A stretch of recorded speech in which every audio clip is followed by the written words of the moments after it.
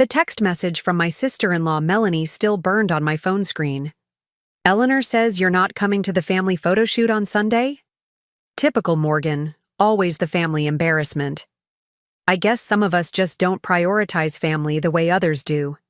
Before we jump back in, tell us where you're tuning in from, and if this story touches you, make sure you're subscribed, because tomorrow I've saved something extra special for you. I stared at those words, my hands trembling slightly as I set my phone down on my office desk. 3 years of snide comments, backhanded compliments, and outright dismissal had culminated in this, being openly called the family embarrassment, just because I couldn't reschedule the biggest client presentation of my career. What Melanie didn't know, what none of them knew, was that I wasn't just an employee at Vertex Digital. I was the executive director of marketing operations, the person responsible for the company's meteoric growth over the past 2 years. The reason they never knew? They'd never bothered to ask.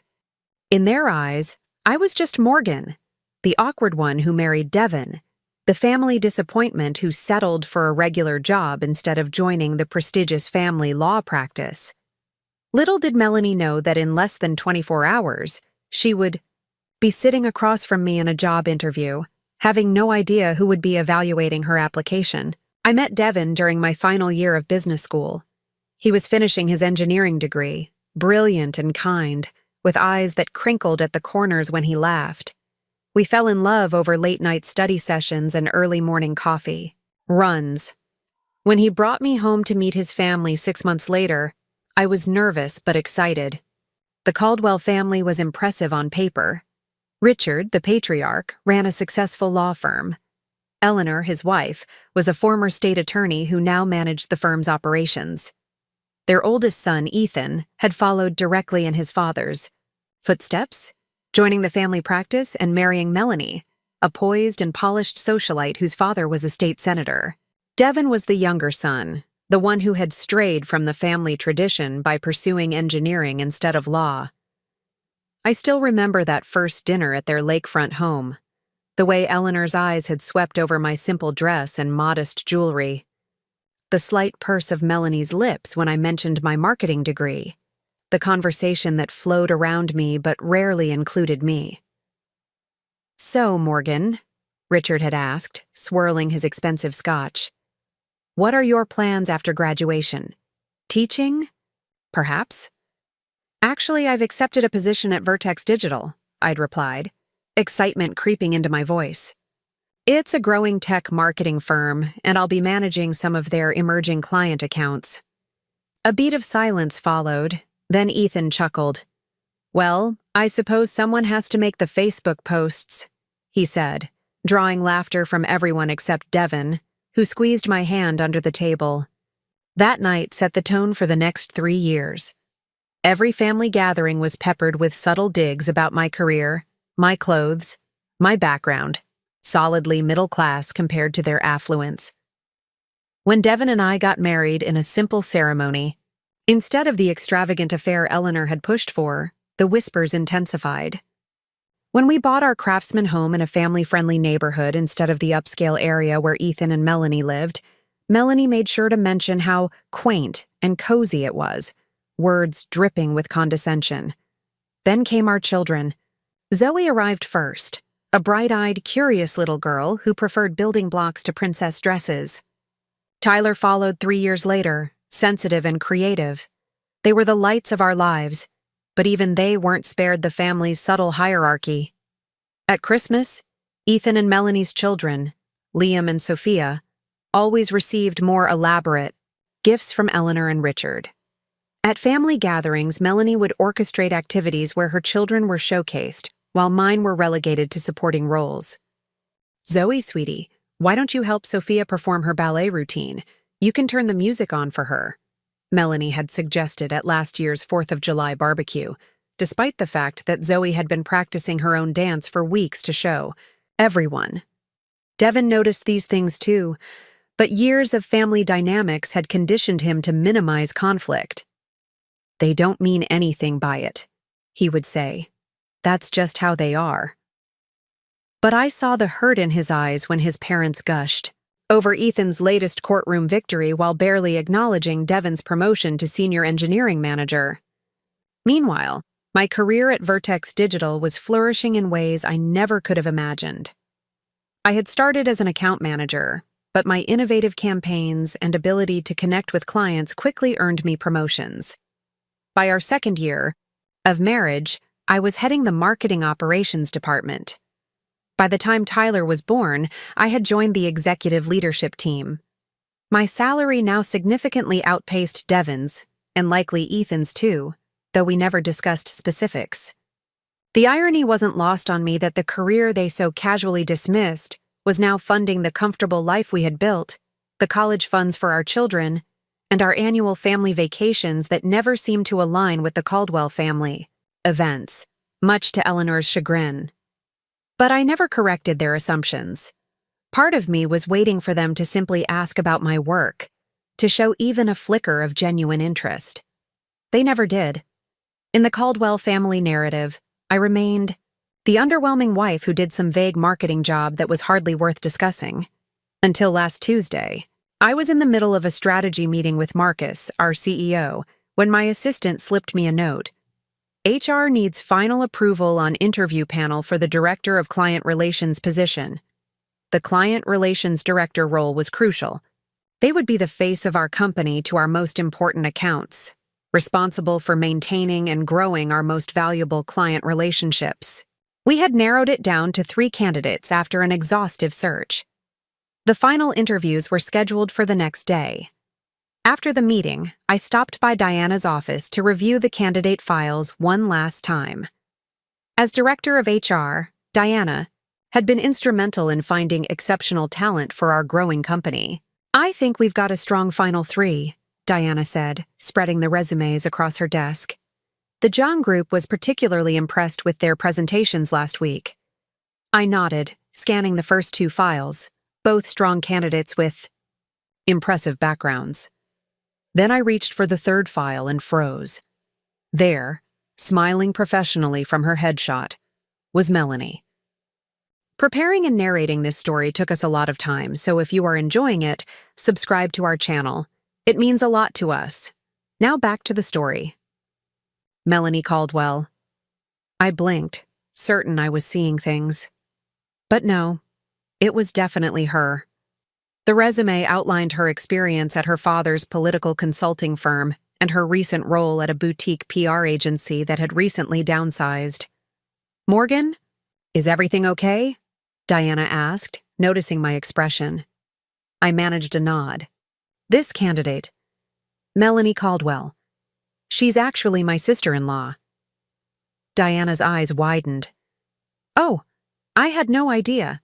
Her married name threw me off. Should we consider that a conflict of interest?" I took a deep breath, my mind racing. The professional thing would be to recuse myself from her interview process, to have Marcus or someone else evaluate her candidacy. But then my phone buzzed with a text. I glanced down to see Melanie's message. "Eleanor says you're not coming to the family photo shoot. On Sunday? Typical Morgan. Always the family embarrassment. I guess some of us just don't prioritize family the way others do." 3 years of dismissal and condescension crystallized in that moment. The family photo shoot had been scheduled with barely a week's notice, directly conflicting with my presentation to the John Group, a potential client worth millions to our company. When I had politely explained I couldn't attend due to work commitments, Eleanor had sighed heavily. "Well, I suppose we'll just have to explain your absence. Again." I looked back at Diana, decision made. No conflict of interest. I'll be professional. After all, she has no idea what I actually do here. That night, I barely slept. Devon was away at an engineering conference in Portland, so I had no one to confide in about this unexpected collision of my personal and professional worlds. I kept picturing Melanie's face when she realized who I was at Vertex, imagining her reaction when she discovered that the Facebook post manager she had dismissed for years was now evaluating her for a position she desperately needed after being laid off. Part of me felt guilty for not recusing myself. But a larger part, the part that had endured years of subtle and not so subtle belittlement, couldn't help but anticipate the moment of recognition. Not for revenge, but for something more fundamental, to finally be seen. Wednesday morning arrived with a crystal-clear Seattle sky, unusual for early spring. I dressed with particular care, selecting a tailored charcoal suit and the pearl earrings Devin had given me for our anniversary. If today was the day Melanie finally saw me, truly saw me, I wanted to look every inch the executive I was. The morning passed in a blur of meetings and calls. At 2:15, Diana messaged me. Final interview panel assembling in the glass conference room in 15 minutes. Candidate number 3, M. Caldwell, arriving now. I gathered my notes, took a deep breath, and headed toward the conference room. Through the glass walls, I could see Melanie already seated, her back to the door, chatting confidently with Marcus. She looked polished as always, her caramel-highlighted hair swept into a professional chignon, her navy blue dress likely costing more than my entire outfit. For a moment, I hesitated. I could walk away, make an excuse, let Marcus and Diana handle this. It would be easier, cleaner, less complicated. Then I remembered Zoe's face last Christmas when Sophia had been asked to play the piano for everyone, while Zoe's artwork remained unacknowledged in her little backpack. I remembered Devin's resigned shrug when his parents had forgotten our anniversary, but thrown an elaborate party for Ethan and Melanie's. I remembered 3 years of being treated as if my career was a cute hobby, not worthy of discussion or recognition. I squared my shoulders and pushed open the door. "Sorry I'm a bit late," I said, walking in with the confidence that had become my professional trademark. Traffic was unexpectedly heavy. Melanie turned, her practiced interview smile freezing on her face as recognition dawned. Her eyes widened almost imperceptibly, the only crack in her poised demeanor. "Morgan," she said, recovering quickly. "What a surprise." Marcus looked between us, confused. "You two know each other." I smiled, extending my hand to Melanie as if we were meeting for the first time. "Melanie is married to my husband's brother. We're family." The emphasis I placed on the word family wasn't lost on Melanie, whose hand trembled slightly as she shook mine. "Well," Diana said brightly, perhaps sensing the tension, "isn't that a wonderful coincidence? Shall we begin?" What followed was the most surreal hour of my professional life. Melanie performed admirably, answering questions with polished expertise, outlining her experience with clients and her vision for the role. If she was rattled by my presence, she hit it well, almost. I noticed the slight flush on her neck when I asked particularly challenging questions, the way her gaze would skitter away when I referenced my role as executive director. I maintained absolute professionalism, evaluating her responses objectively, giving no indication of our complicated history.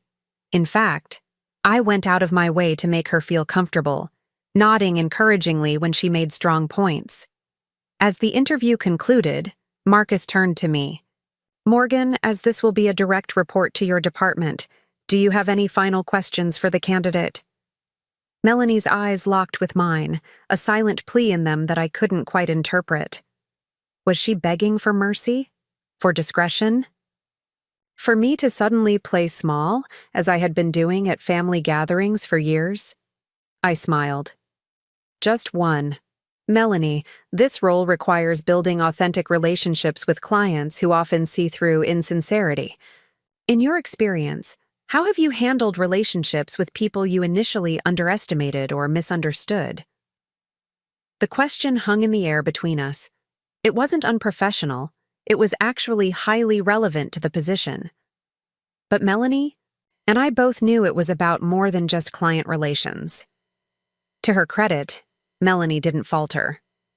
"I believe first impressions can be misleading," she said carefully. "I've learned that people often have depths and capabilities that aren't immediately apparent. The key is to approach every relationship with openness and a willingness to revise.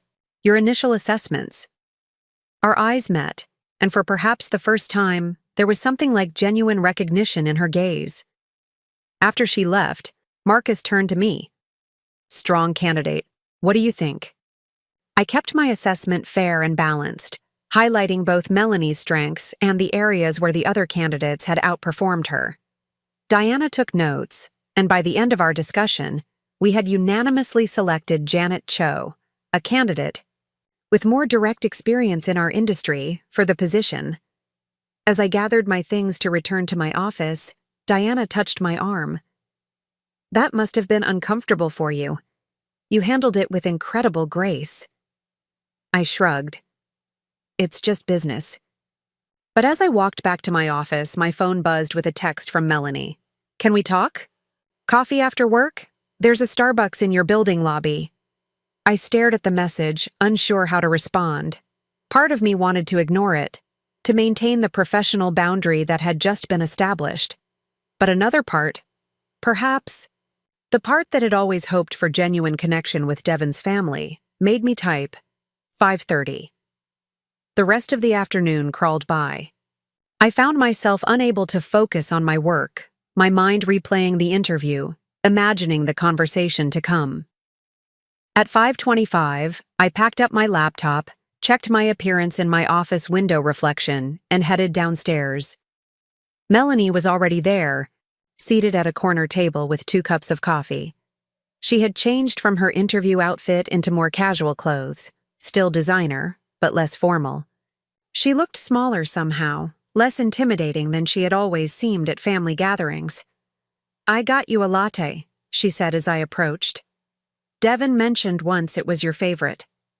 I was surprised she had remembered such a detail. Thanks, I said, sliding into the seat across from her. For a moment, neither of us spoke. The ambient noise of the coffee shop filled the silence, espresso machines hissing, muted conversations, soft background music. Finally, Melanie spoke. I didn't get the job, did I? I met her gaze directly. The decision hasn't been made yet. A technically true statement, though we had reached a preliminary consensus. She nodded slowly. But if it were up to you? It's not just up to me, I replied. We have a panel for a reason. Morgan, she said, her voice softer than I'd ever heard it. Can we just be real with each other for once? I took a sip of my latte, considering her request. Okay, real it is. No, Melanie, you probably won't get this particular job. Not because of our personal history, but because Janet has more direct experience in our industry and with our specific client base. She absorbed this information with a small nod. I appreciate your honesty. She traced the rim of her cup with one manicured finger. I had no idea, about your position at Vertex. About any of it, really. You never asked, I said simply. Melanie winced. No, I didn't. She looked up at me, something like shame flickering across her features. When I saw you walk into that interview room today, I've never been so shocked in my life. Executive, Director of Marketing Operations. I had to fight to keep my composure. You did well, I acknowledged. Very professional. Unlike how I've been with you all these years, she said quietly. I remained silent, neither confirming nor denying her statement. After years of diminishment, I wasn't going to make this easier for her. She started, then stopped, seeming to search for the right words. I've been insecure, jealous even. This surprised me. Of what?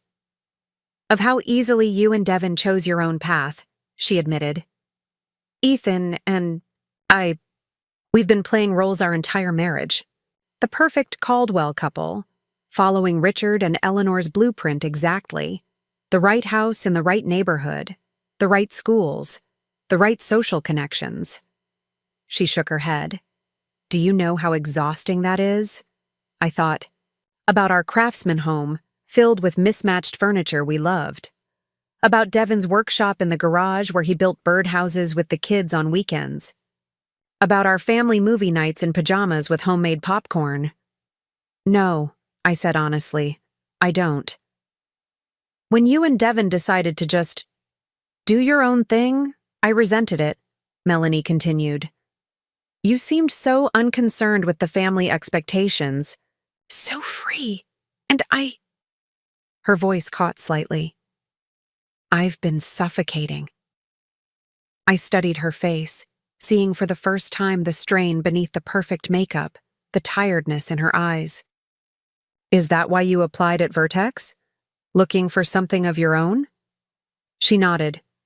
The consulting firm downsized, and suddenly I had a chance to do something different, something that wasn't connected to my father or the Caldwells. A humorless laugh escaped her. Ironic that I ended up applying to your company. Life has a strange sense of humor, I agreed. Melanie looked directly at me then, her composure cracking further. I'm sorry, Morgan, for the way I've treated you, for the family embarrassment text, for all of it. It was never about you. It was about me and my own issues. I'd waited 3 years for something like this acknowledgement, but now that it was happening, I felt no triumph, only a complicated mix of emotions, relief, sadness, and a surprising amount of empathy. I appreciate that, I said carefully. But Melanie, it wasn't just me. It's been Devin, too, and our children. She flinched. I know. I've been thinking about that all afternoon. Seeing you in that conference room so confident, so respected. It made me reevaluate everything. She hesitated. Zoe's artwork is amazing, isn't it? She showed me her sketchbook last time you visited, but I didn't really look at it. I should have. That small acknowledgement of my daughter's talent, something the Caldwells had consistently overlooked, touched me unexpectedly. Yes, she's very creative. I've been so focused on maintaining this perfect image that I've missed what's real, Melanie said, a tear slipping down her cheek. She brushed it away quickly. Including the chance to actually know my niece and nephew, to know you. I took another sip of my latte, processing her words. Where does this leave us, then? Melanie straightened her shoulders slightly. That depends on you. I know one conversation doesn't erase years of behavior, but I'd like a chance to do better. To be better. She smiled weakly. Assuming we can move past the awkwardness of me accidentally interviewing with my sister-in-law, who I've been terrible to. Despite everything, I found myself smiling back. It will make an interesting story someday. For what it's worth, Melanie said. You were incredibly professional in there. I would have been a nervous wreck if our positions were reversed. Years of practice hiding my reactions at family gatherings, I replied, only half joking. She winced again. I deserved that. She hesitated, then added, the family photo shoot this Sunday. I understand completely why you can't make it. Your work is important. Yes, I said simply. It is. Melanie nodded. I'll make sure Eleanor understands that too. She gathered her purse, preparing to leave, then paused. This is presumptuous of me, but do you think there might be other positions opening up at Vertex? Not reporting to you, obviously, but I considered this. Despite everything, Melanie was qualified and capable. Her interview performance had proven that. We're expanding our public relations department next quarter. It would be a lateral move from your previous position, but with more growth potential.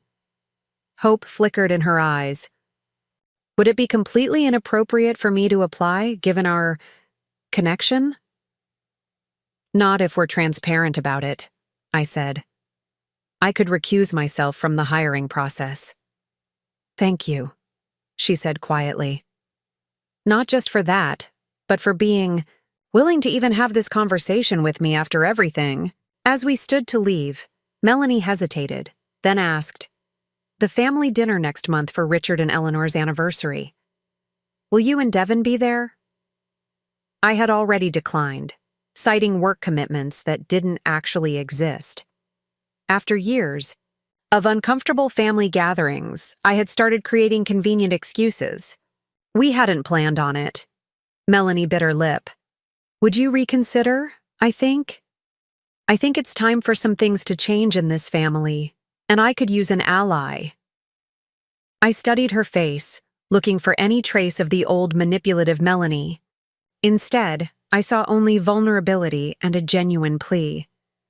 I'll talk to Devin about it, I said finally. As we parted ways in front of the building, Melanie surprised me with a quick, awkward hug. Thank you, Morgan, for being far kinder today than I deserved. I watched her walk toward the parking garage, her shoulders not quite as perfectly squared as usual. For the first time since I'd met her, Melanie seemed human to me, flawed, insecure, struggling beneath her polished exterior. Driving home, to pick up the kids from their after-school program, I felt lighter somehow. Not because I'd experienced some moment of triumph or vindication, but because something authentic had finally broken through the artificial dynamic that had defined our relationship for years. That evening, as I helped Zoe with her science project and listened to Tyler's enthusiastic retelling of his day, I found myself thinking about family, not as an obligation or a source of tension, but as something that could perhaps be rebuilt, redefined on new and more honest terms. When Devin called from his conference that night, I told him everything. So, my perfect sister-in-law interviewed for a job with my supposedly career-challenged wife, who turns out to be an executive, he summarized, amusement evident in his voice. I wish I could have seen her face. It wasn't about humiliating her, Devin, I said, surprised to find I meant it. I know, he said, his voice softening. That's why I love you. So what happens now? I thought about Melanie's apology, her invitation to the anniversary dinner, her admission of her own struggles. I'm not sure, but I think something might be changing. Good, Devin said firmly. It's about time. After we hung up, I sat on our porch swing, watching the last light fade from the Seattle sky. Tomorrow would bring new challenges. The John Group presentation, decisions about the client relations position, all the usual demands of my role at Vertex. But for the first time in years, the thought of the next Caldwell family gathering didn't fill me with dread. Instead, I felt something that might have been hope. Hope that the walls of pretense and judgment might finally be coming down, making space for something more genuine to grow in their place. The text from Melanie had called me the family embarrassment. But sitting there in the quiet of the evening, I realized I'd never again allow myself to be defined by someone else's perception. Not in my career, and not in my family relationships. Tomorrow I would walk into my presentation with the same confidence I'd shown in that interview room.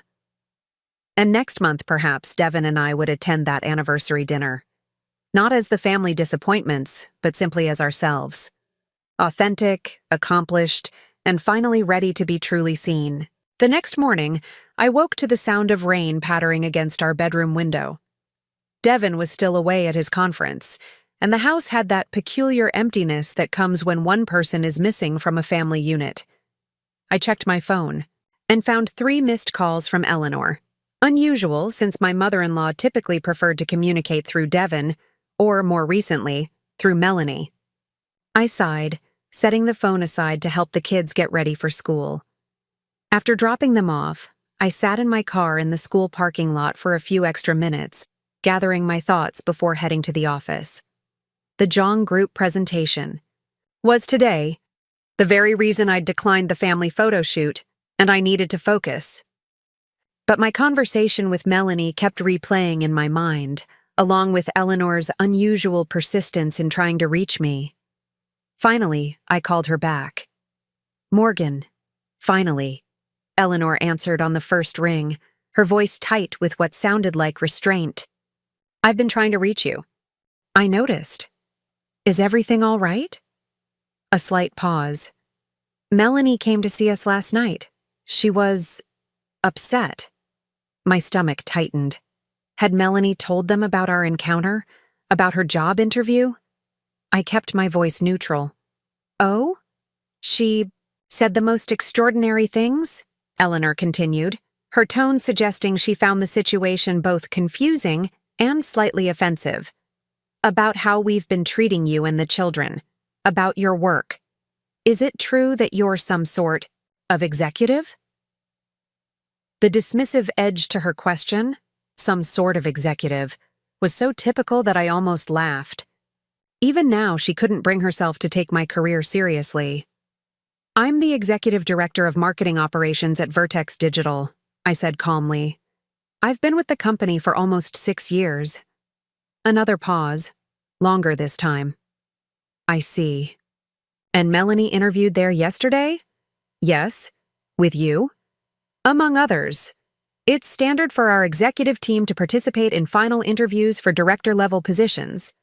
I could almost hear Eleanor processing this information, recalibrating, her understanding of our family dynamic. Well, she finally said, this is all rather unexpected. I made a non-committal sound, unwilling to make this easier for her. The family photo shoot on Sunday, she continued briskly, changing tactics. Perhaps we could reschedule it for the following weekend? If your work commitment is as important as Melanie suggests, we should accommodate that. It was the first time in 3 years that Eleanor had ever suggested rescheduling a family event to accommodate my schedule. The shift was so sudden, so transparent in its motivation, that I felt a flash of anger. I appreciate the thought, Eleanor, but my presentation to the Jiang group can't be moved. It's been scheduled for months. I'll have to miss this one. The Jiang group? She repeated, a new note of recognition in her voice. Richard has mentioned them. They're that large international conglomerate, aren't they? Yes, they are. I checked my watch. I'm sorry, but I really need to get to the office. We can talk more later. Of course, Eleanor said hurriedly. Good luck with your presentation, dear. I'm sure you'll do wonderfully.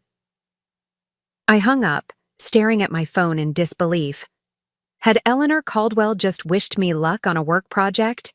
It seemed Melanie's revelation had shaken the family's perception more than I'd anticipated. At the office, I tried to push the Caldwell family drama from my mind. The Jiang Group presentation was too important to be distracted. I spent the morning reviewing slides with my team, confirming data points, and ensuring our proposal was airtight.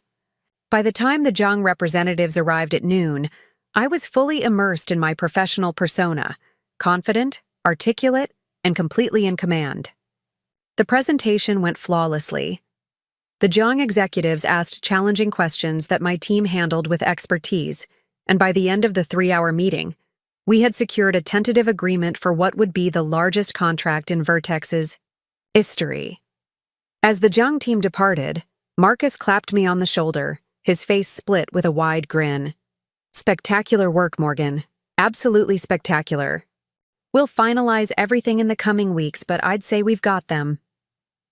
The victory was sweet, but as I returned to my office, I found myself thinking not of the professional triumph, but of the fact that my children's grandparents had never seen this side of me, had never cared to see it. The thought brought a heaviness that dampened my celebration. I was gathering my things to head home when Diana knocked on my door. Got a minute? Sure, come in. She closed the door behind her, which was unusual. I wanted to talk to you about the client relations position. We decided on Janet, right? Has something changed? Diana hesitated. Not exactly, but I've been thinking about your sister-in-law's application. Her qualifications are strong, and while Janet is the better fit for client relations, I think Melanie could be a good match for the PR manager role in Thompson's department. I leaned back in my chair considering this. The position hasn't been posted yet. No, but it will be next week. I know it's complicated, given your personal connection, but I wanted to run it by you before I suggested it to Thompson. The professional thing would be to encourage Diana to treat Melanie's application like any other, to evaluate her solely on her qualifications without my input. But after yesterday's conversation with Melanie, after seeing the genuine regret and vulnerability beneath her polished exterior, I found myself nodding. I think that's worth exploring. Melanie has strong PR experience, and the position wouldn't report to my department. As long as Thompson makes the final decision without influence, I don't see a conflict. Diana smiled. I thought you might say that. Pretty big of you, considering what you mentioned about your family dynamics. I shrugged. Professional and personal are separate things. Are they? Diana asked shrewdly. In my experience, they're more interconnected than we like to admit. She wasn't wrong. The lines between my professional and personal life had blurred significantly yesterday, and the ripple effects were still spreading. On the drive home, my phone rang again. Devin this time. I connected it to the car's Bluetooth. Hey, his warm voice filled the space. How did the presentation go? We got the contract, I said, a smile spreading across my face despite the complicated day. Tentatively, at least. They'll finalize in the next few weeks. That's my brilliant wife, Devin said proudly. I knew you would. His easy, unquestioning support had been my anchor through years of dismissal from his family. While they had diminished my career, Devin had celebrated every promotion, every success, with genuine pride. Thanks. How's the conference? Fine. But that's not why I called. Mom left me 3 voicemails today, all about you. I groaned. Let me guess. She's shocked to discover I'm not just playing with spreadsheets all day. Pretty much. She also mentioned something about Melanie being upset. What exactly happened after that interview yesterday? I recounted my coffee conversation with Melanie, trying to capture the unexpected vulnerability and apparent sincerity of her apology. Wow, Devin said when I finished. That doesn't sound like the Melanie I know. I thought the same thing. But there was something genuine about it, Dev. I think seeing me in that conference room, seeing the respect from Marcus and Diana, it shook her perception of me. Good, Devin said firmly.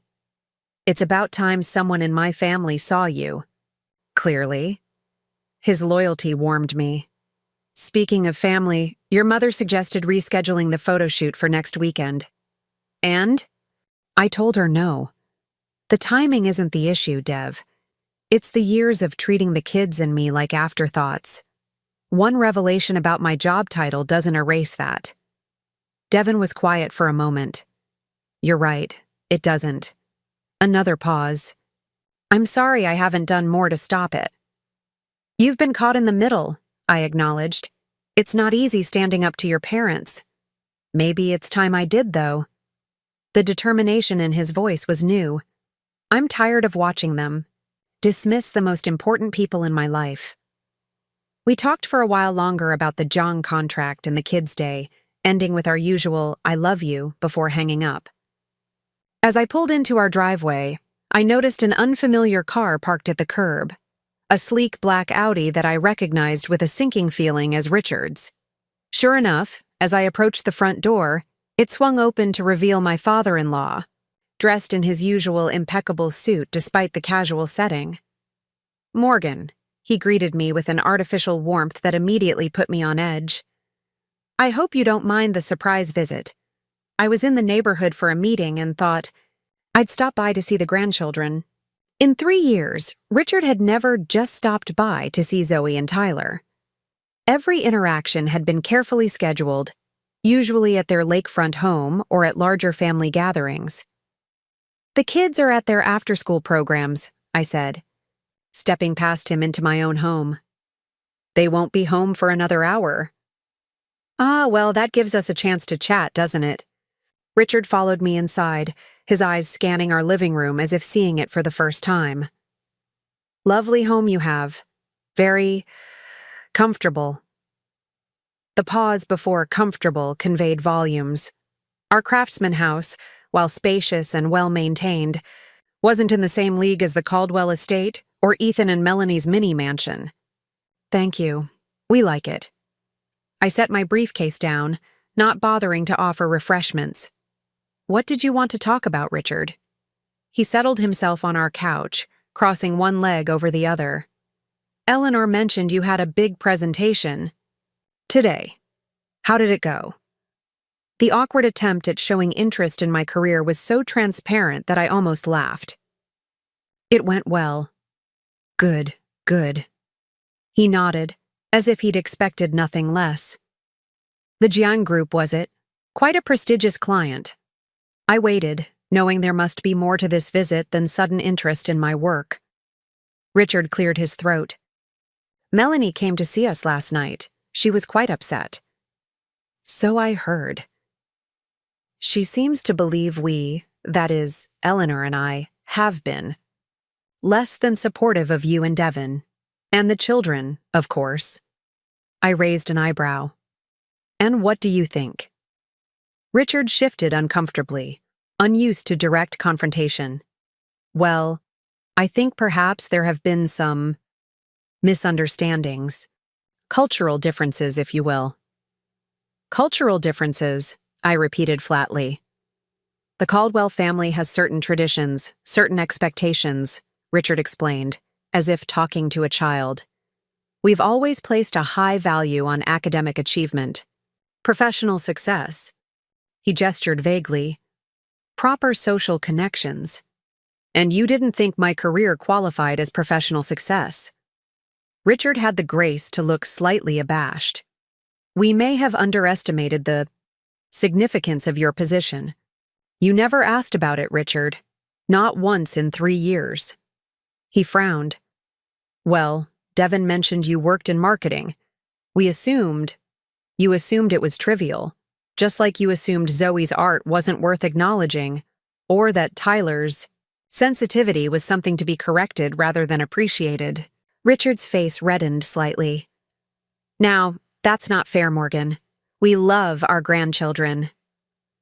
Love isn't just a feeling, Richard. It's actions. It's showing up for dance recitals and admiring crayon drawings. It's treating them with the same enthusiasm and interest you show Liam and Sophia. My father-in-law looked genuinely startled by my directness. The Morgan he knew, or thought he knew, had always been accommodating, eager to please, willing to overlook slights for the sake of family harmony. We. He faltered, then regrouped. Perhaps we've been remiss in some ways. Old habits, you understand. But we'd like to make amends. I studied him, searching for sincerity beneath the practiced lawyer's demeanor. Why now, Richard? Because you found out I have a title you respect? Because I might be useful to your social network now? He flinched. That's rather harsh. Is it? Last Thanksgiving you spent 20 minutes discussing Ethan's latest case with him. You didn't ask Devon a single question about his work. Not one. Richard opened his mouth, then closed it again, seemingly at a loss for words. Finally, he sighed. I suppose I deserved that. The small admission surprised me. Richard Caldwell wasn't known for acknowledging his mistakes. Look, Morgan, he continued, his tone shifting to something more genuine. I'm not very good at this sort of thing. Emotional conversations. He gestured vaguely. But Melanie said some things last night that made Eleanor and me do some reflecting. About how we've treated you and Devon. About the message we've been sending to Zoe and Tyler. I remained silent, waiting. I won't pretend I fully understand your world, this tech marketing business. But I do understand dedication and ambition. And if this Jiang contract is what Melanie says it is, then you clearly have both in spades. It wasn't quite an apology, but coming from Richard, it was remarkably close. What exactly do you want, Richard? He straightened his already immaculate tie. We're hosting a dinner this Friday. Some important clients, a few colleagues. We'd like you and Devon to attend. And there it was, the real reason for his visit. Now that they knew of my position, the Caldwells wanted to showcase me, perhaps mention my connection to the prestigious Jiang Group. As what? I asked coolly. Window dressing for your clients? Richard had the decency to look uncomfortable. As family, Morgan. As our son and daughter-in-law. I considered declining outright, but something made me pause. This wasn't just about me or Richard or even Devin. It was about creating a different dynamic for Zoe and Tyler, one where they weren't relegated to second-tier status in their own family. I'll discuss it with Devin when he returns, I said finally. But Richard, if we do come, things need to be different. Not just for one dinner, but going forward. He nodded slowly. I understand. As he rose to leave, Richard paused, looking around our living room again. His gaze landed on a framed drawing of Zoe's, an imaginative underwater scene with mermaids and sea creatures that she'd created last year. Did Zoe draw this? He asked, genuinely curious. Yes, last summer. He stepped closer, examining it with newfound interest. She's quite talented, isn't she? Those colors. Very sophisticated for her age. It was such a small thing, a grandfather noticing his granddaughter's artwork. But the simple acknowledgement brought an unexpected lump to my throat. She takes after Devin, I said. He loved to draw as a child. Richard's expression softened. Yes, he did. I have a drawing of his framed in my office, actually. A rocket ship he designed when he was about 9. He smiled slightly. I always thought he'd be an astronaut. This glimpse of the father who had once treasured Devin's creativity, before expectations of law school and the family firm had taken over, was both heartening and sad. What might their relationship have been if Richard had continued to nurture Devin's natural inclinations, rather than trying to force him into a predetermined mold? After Richard left, I sat alone in the quiet house, trying to process the rapid shifts in the Caldwell family dynamic. In the space of 24 hours, my sister-in-law had apologized, my mother-in-law had acknowledged my career, and my father-in-law had shown interest in Zoe's artwork. It was as if a long frozen lake had suddenly begun to thaw, unevenly, unpredictably, but undeniably. When I picked up the children from their programs, I found myself studying them with new eyes, wondering how they perceived the subtle hierarchies within the extended family, whether they had internalized the message that their cousins somehow mattered more. Mom, look what I made! Tyler bounded toward me, clutching a clay sculpture. It's a dragon. I knelt to admire it, noting the careful attention to detail in the scales and wings. It's amazing, Ty. We should show Grandpa Richard next time we see him. Tyler's expression fell slightly. He won't care. He likes Liam's sports trophies better. The simple statement, delivered with the matter-of-fact acceptance of a 5-year-old, broke my heart. They had noticed. Of course they had noticed. You know what? I think Grandpa might surprise you, I said, hoping it might someday be true. Later that evening, after the kids were in bed, I received a text from Melanie that caught me completely off guard. Diana from your HR dep called me today about a PR manager position. Did you have something to do with that? I considered my response carefully. I didn't want her to think I was doing her a favor out of pity, but I also didn't want to lie. Diana makes her own decisions about candidates, but she did mention she thought you might be a good fit for the role. 3 dots appeared, disappeared, then reappeared again. Finally. Thank you. I have an interview next week. This means a lot to me, Morgan. I wasn't quite ready for effusive gratitude from Melanie, so I kept my response simple. Good luck with the interview. A moment later, another text arrived. I meant what I said yesterday. About doing better, being better, starting with how I talk about you to the family. I'm sorry it took something like this for me to see clearly. I stared at the screen, trying to reconcile this vulnerable, reflective Melanie with the poised, judgmental woman who had dismissed me for years. People didn't change overnight. I knew that. And yet, The shock of our encounter in that conference room seemed to have catalyzed something genuine in her. "One day at a time," I texted back. It wasn't forgiveness exactly, but it was an opening, a willingness to see where this newfound awareness might lead. Devin called again before bed, and I filled him in on Richard's surprise visit and the dinner invitation. "Friday?" Devin sounded skeptical. "That's just 2 days after I get back. Seems awfully convenient timing."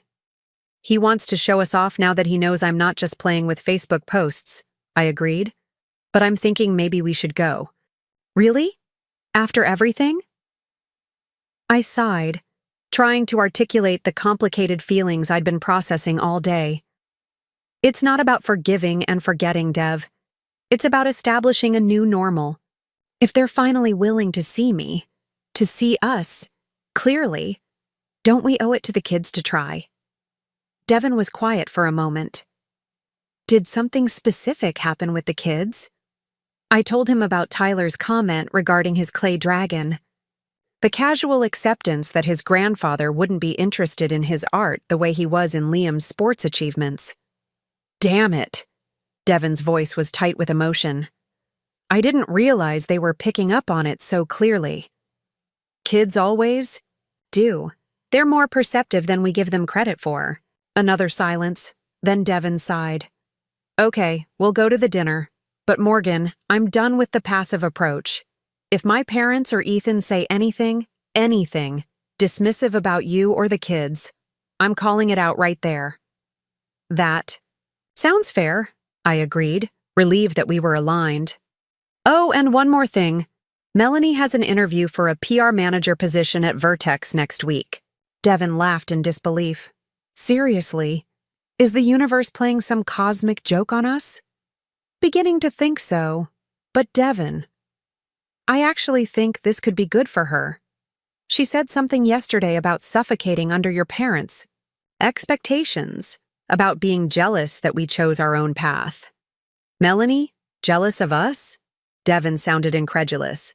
"With their house and their country club membership and their perfect Caldwell life?"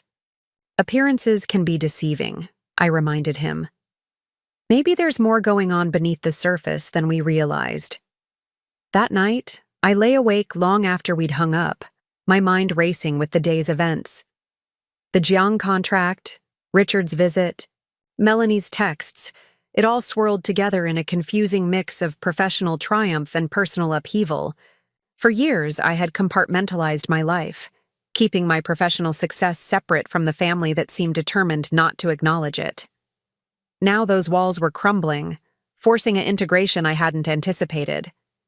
The question wasn't just whether the Caldwells could change their perception of me, but whether I was ready to let them see the real me, successful, confident, unapologetic about my choices, after years of playing small to maintain an uneasy peace.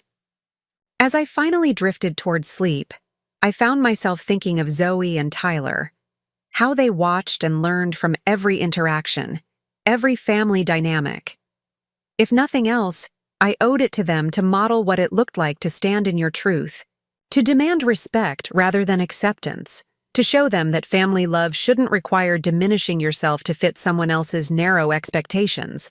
Tomorrow would bring new challenges, new conversations, perhaps new conflicts as the Caldwell family recalibrated around this shifted understanding of who I was.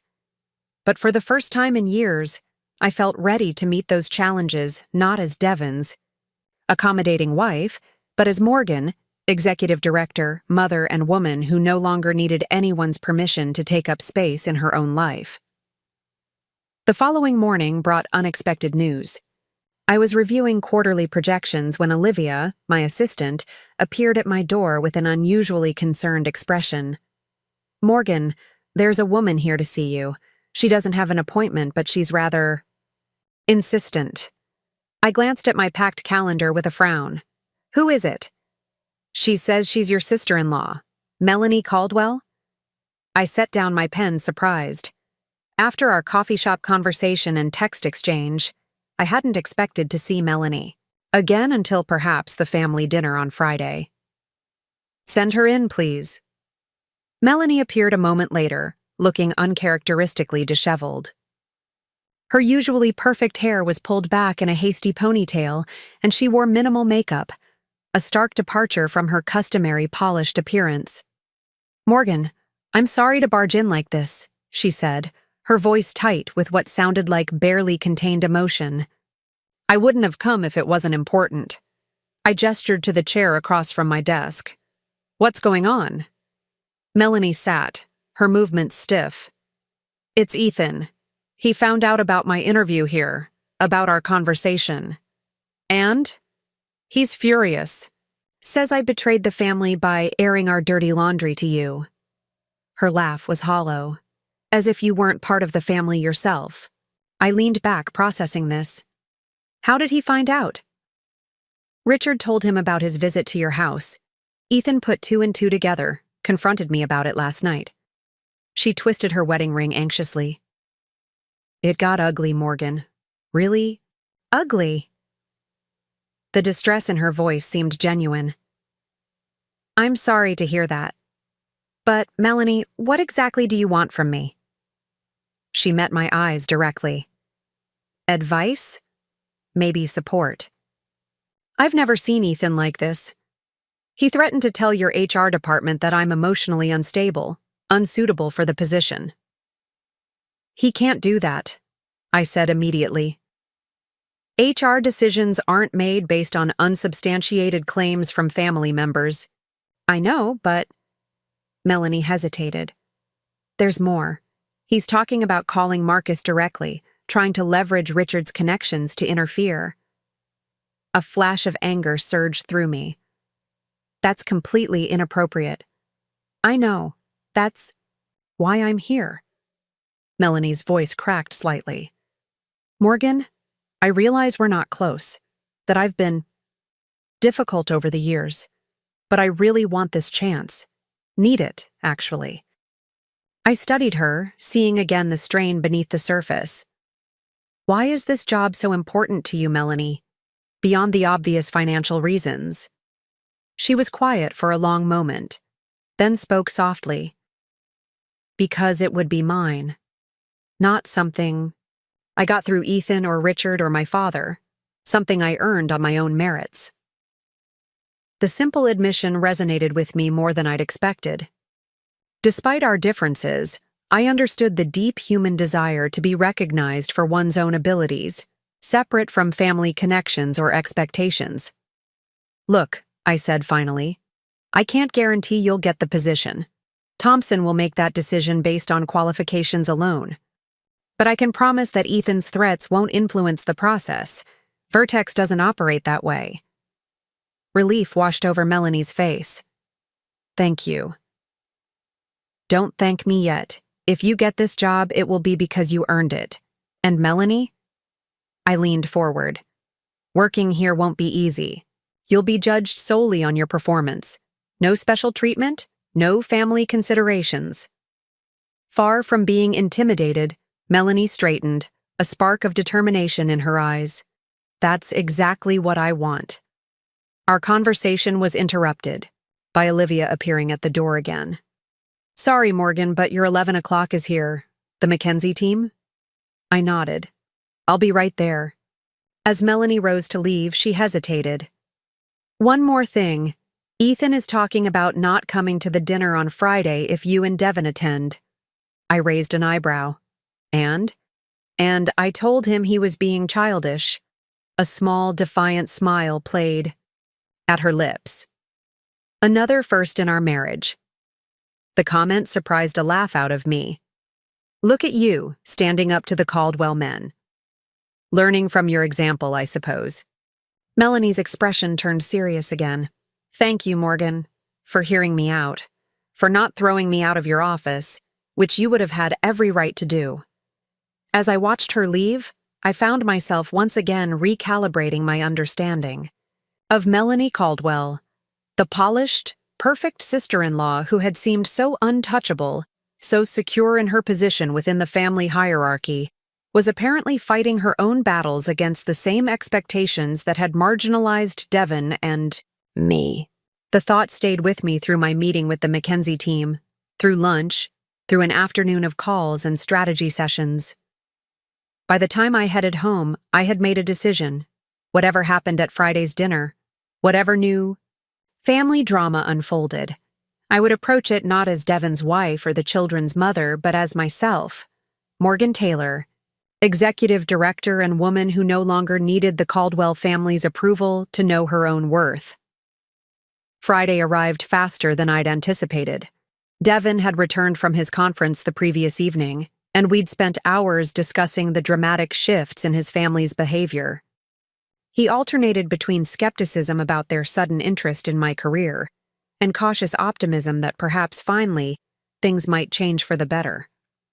"I just don't want you getting your hopes up," I told him as we got dressed for the dinner. 3 years of patterns don't change overnight. Devon adjusted his tie, his expression thoughtful. "I know. But Mom actually called and asked what Zoe's favorite dessert is. She's never done that before." I paused in the middle of applying my lipstick. "What did you tell her?" "That Zoe loves strawberry cheesecake, and that Tyler is obsessed with those little chocolate lava cakes." A smile tugged at his lips. "She wrote it down, Morgan." I could hear her making notes. I tried to temper the hope in his voice with realism. "It's a start. But Devon, this dinner tonight, it's not just about family reconciliation. Your father wants to show me off to his colleagues now that he knows I have connections to the John Group." Devon's smile faded. "Yeah, I figured as much. Classic Richard Caldwell, always working an angle." He crossed the room to wrap his arms around my waist, meeting my eyes in the mirror. "But we're not going for him. We're going for us. For the kids. To set new boundaries and expectations." I leaned back against his solid warmth, drawing strength from his presence. Agreed. No more diminishing ourselves to keep the peace. Devon kissed my temple. "I've never been prouder of you than when you told me about facing Melanie in that interview room.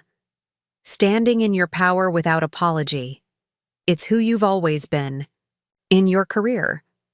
It's time my family sees that version of you, too." We'd arranged for Jessica, my colleague and friend, to watch Zoe and Tyler for the evening. When we arrived at Eleanor and Richard's lakefront home, I was struck by how little it had changed over the years.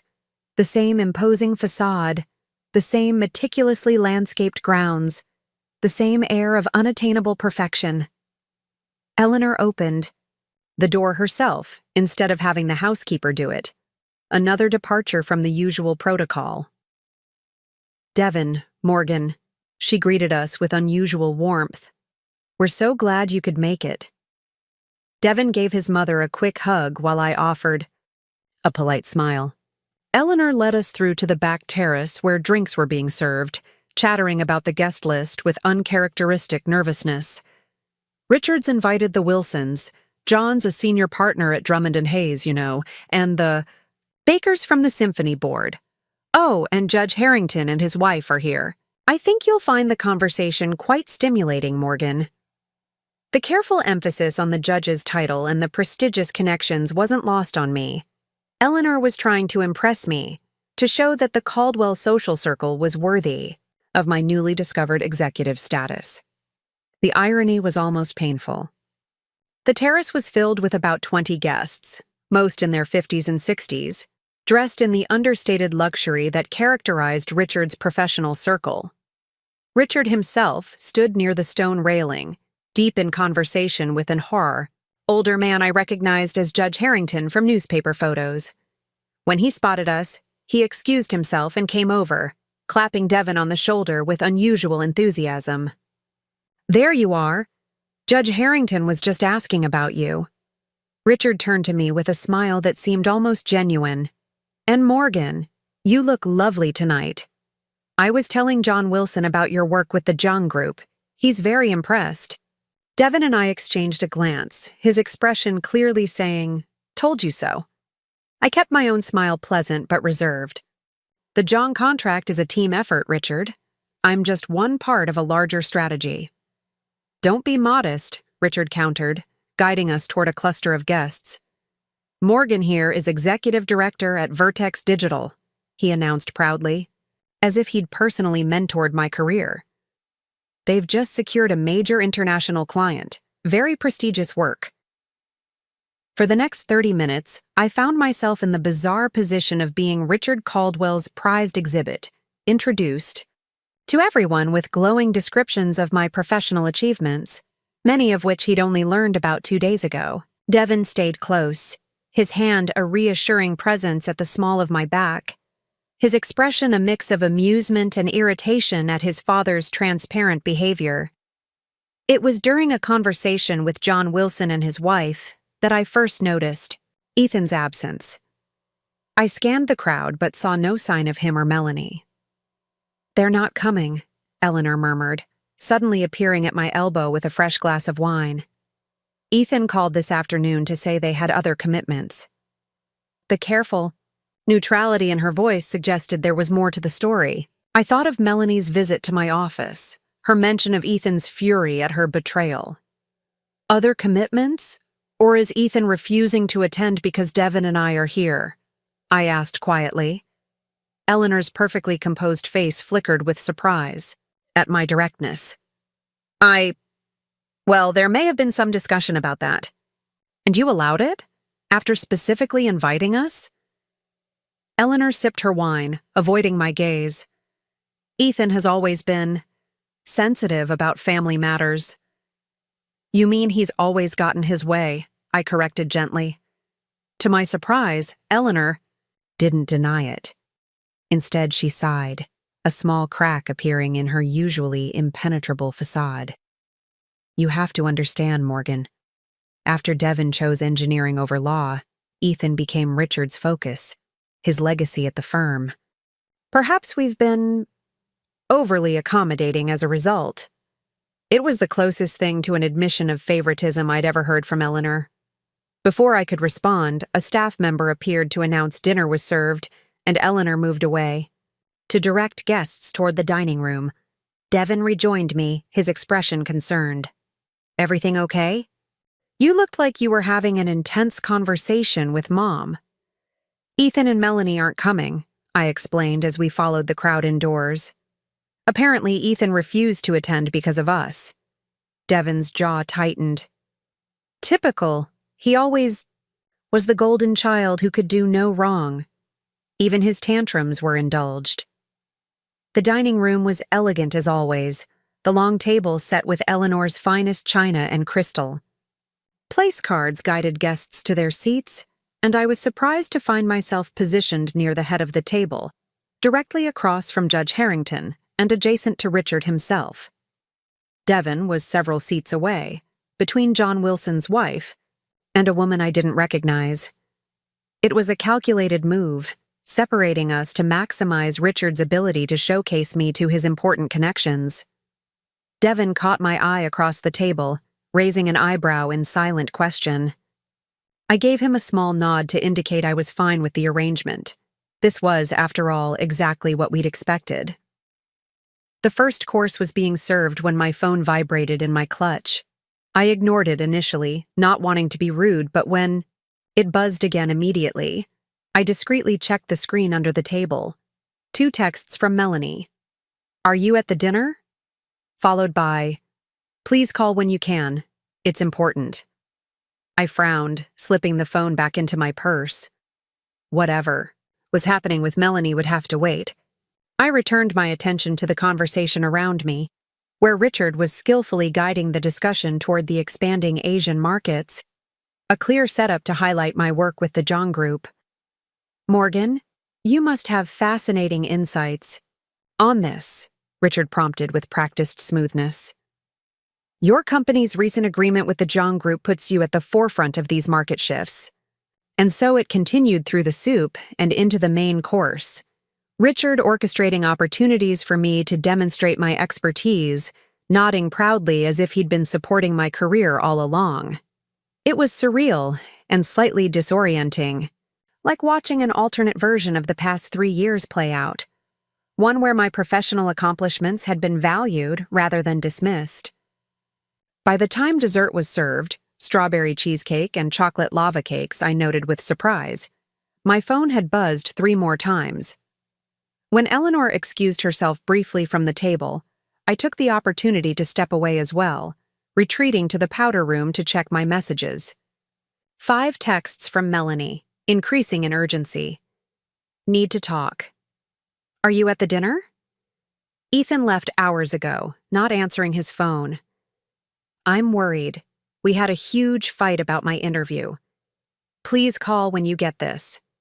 I hesitated, torn between returning to the carefully orchestrated dinner and responding to what seemed like genuine distress. With a sigh, I called Melanie's number. She answered on the first ring. Morgan, are you at my in-laws? Yes, at the dinner. What's going on, Melanie? Her voice was tight with tension.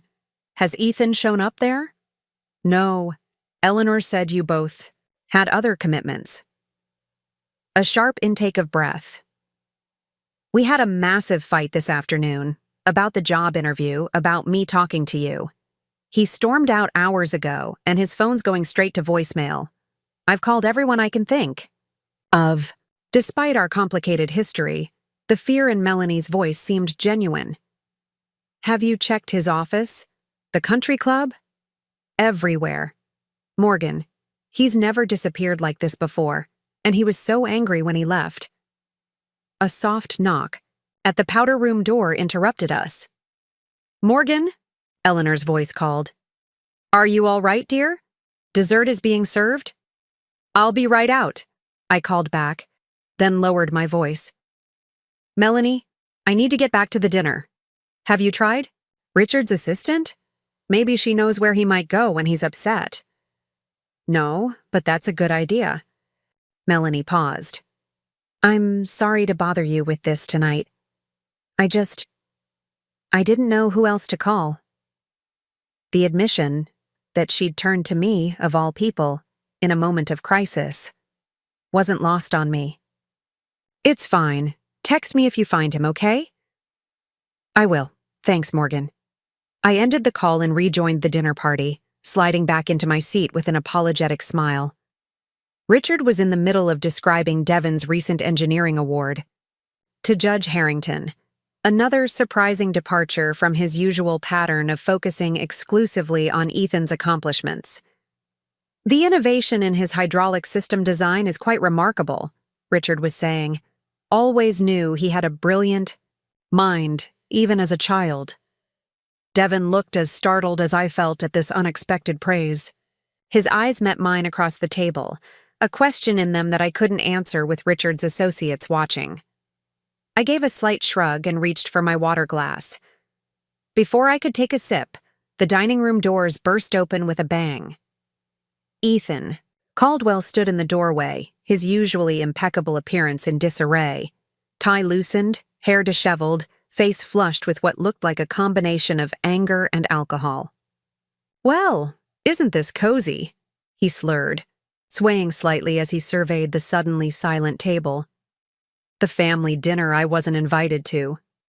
Eleanor rose immediately, her face pale. Ethan, what are you doing? You said you couldn't come tonight. No, Mother. I said I wouldn't come if they were here. He jabbed a finger toward Devon and me. But then I thought, why should I miss out? Why should I be the one excluded for once? Richard stood now too, his expression thunderous. Ethan, you're drunk. This is completely inappropriate. We have guests. Oh yes, your precious guests. Ethan's laugh was bitter as he staggered into the room. By all means, let's maintain appearances. That's what matters most, right, Dad? Devon started to rise, but I caught his eye with a small shake of my head. This situation was volatile enough without adding more fuel to the fire.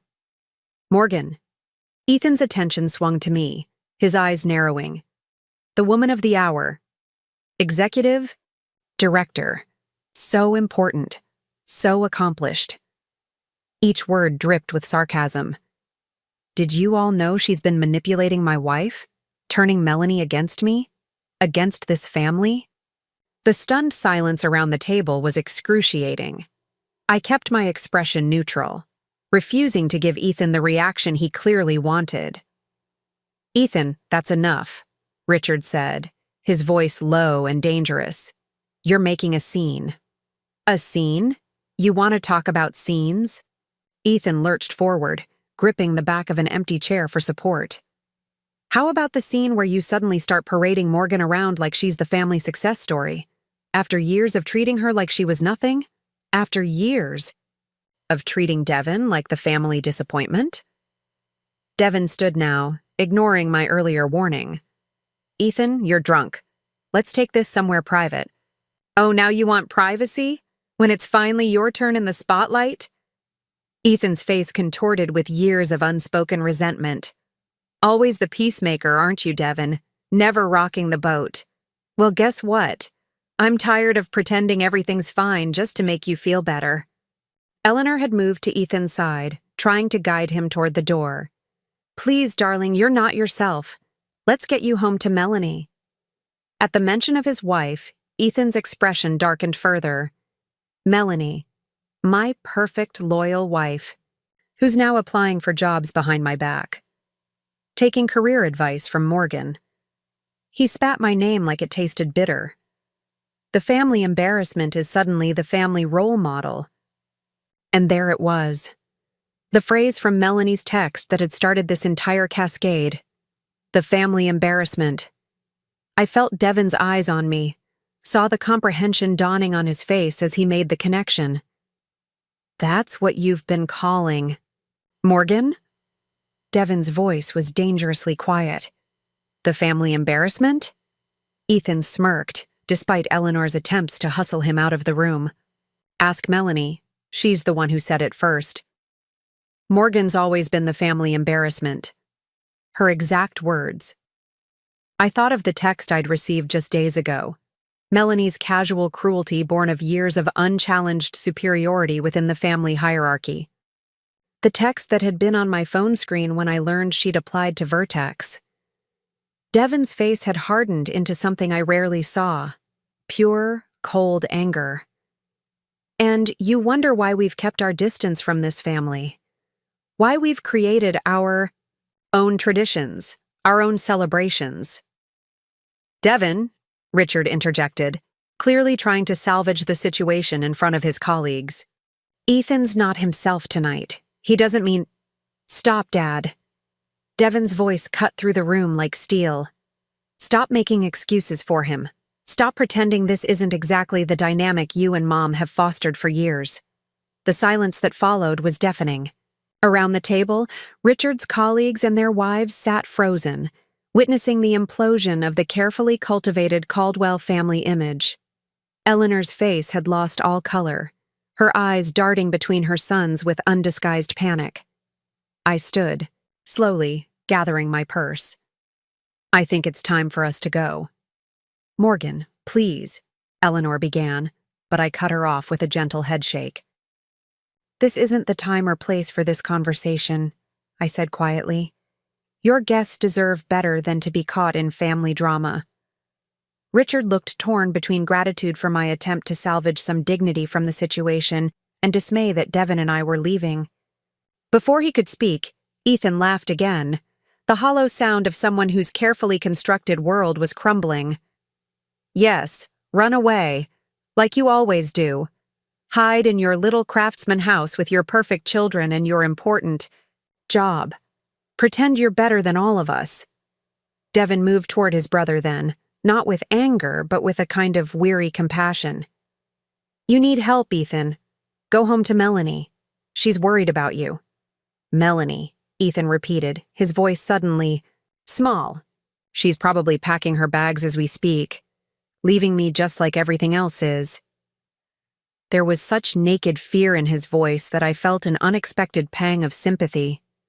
Beneath the anger and alcohol was a man terrified of losing the foundations of his identity, his position as the favorite son, his marriage to the perfect wife, his unquestioned superiority within the family structure. She's not leaving you, I said, softening my tone. She called me earlier looking for you. She's worried, Ethan. She just wants you home. Something in my words seemed to reach him. His shoulders slumped, the fight draining out of him as quickly as it had erupted. "She called you? Looking for me?" I nodded. "Go home, Ethan. Talk to your wife." With that, Devin and I made our exit, leaving Richard and Eleanor to manage the aftermath. Neither of us spoke until we reached the car, the cool night air a relief after the suffocating tension inside. "Well," Devin said as he slid into the driver's seat, "that wasn't exactly how I imagined this dinner ending." I leaned back against the headrest, suddenly exhausted. "Did you know about them calling me the family embarrassment?" Devin's hands tightened on the steering wheel. "No, God, no, Morgan. If I'd known—" He shook his head. "I'm so sorry. I should have done more, said more, over the years." "It's not your fault," I said, reaching over to touch his arm. "You've always supported me, always had my back. You can't control how your family sees me. They're supposed to be your family too." His voice was heavy with regret. What a mess. Poor Melanie, though. I never thought I'd say those words, but she looked genuinely scared on the phone. I nodded, thinking of the vulnerability in Melanie's voice when she'd called. So different from the poised, controlled woman I'd known for years. I think there's a lot going on beneath the surface there. Ethan's clearly struggling with the shifting dynamics. Devin started the car, backing out of his parents' circular driveway. It was bound to happen eventually. The perfect Caldwell. Image has always been a facade. It just took you shaking things up to finally crack it open. Me? I don't think Morgan, Devin interrupted gently. You've always been the catalyst. Your success, your confidence, your refusal to diminish yourself to make others comfortable. It challenges the whole system they've built. That's why they've kept you at arm's length. You're the variable they couldn't control. His words settled over me as we drove through the quiet Seattle streets toward home. Had I really been a catalyst? I'd always seen myself as an outsider, tolerated but never truly accepted into the Caldwell fold. But perhaps Devin was right. Perhaps my very existence as a successful woman who didn't fit their narrow definitions had been threatening the carefully constructed family mythology all along. When we arrived home, Jessica reported that the kids had been perfect angels, already tucked into bed hours ago. After she left, Devin and I sat at the kitchen table, processing the evening's dramatic turn. "I should check on Melanie," I said, pulling out my phone. "Let her know Ethan's on his way home, hopefully." I sent a quick text. "Ethan showed up at the dinner. We suggested he go home to you. Is everything okay?" The response came almost immediately. "He just walked in. Thank you, Morgan. I owe you one." Devin was watching me with a thoughtful expression. "You know what's strange? A week ago I couldn't have imagined you texting Melanie about anything, let alone trying to help her with a personal crisis. A week ago, she was still the perfect Caldwell daughter-in-law, and I was still the family embarrassment," I replied with a wry smile. Amazing how quickly things can change. "Do you think it's real, this change in her?" I considered the question, thinking of Melanie's visit to my office, the vulnerability in her voice tonight. I think it's complicated. People don't transform overnight. But seeing me in that conference room, in my professional element, I think it forced her to confront some assumptions she'd been making. And maybe some dissatisfactions in her own life, too. Devin nodded slowly. "And my parents? All that sudden interest in your career, in the kids' preferences? Equally complicated." I sighed. "Part of it is certainly opportunistic, Richard, seeing a way to leverage my John connection for his own professional network. But at dinner, the way he was talking about your engineering award, that seemed genuine." "It did, didn't it?" A small smile played at Devin's lips. First time in 20 years he's acknowledged my career without adding, "Of course, law would have been more suitable."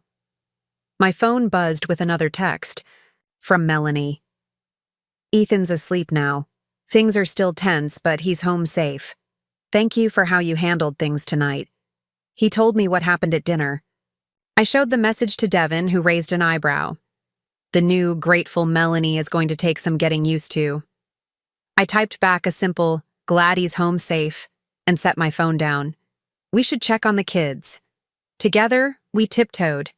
Upstairs, peering first into Tyler's room where he was sprawled across his bed, one arm wrapped around his favorite stuffed dragon.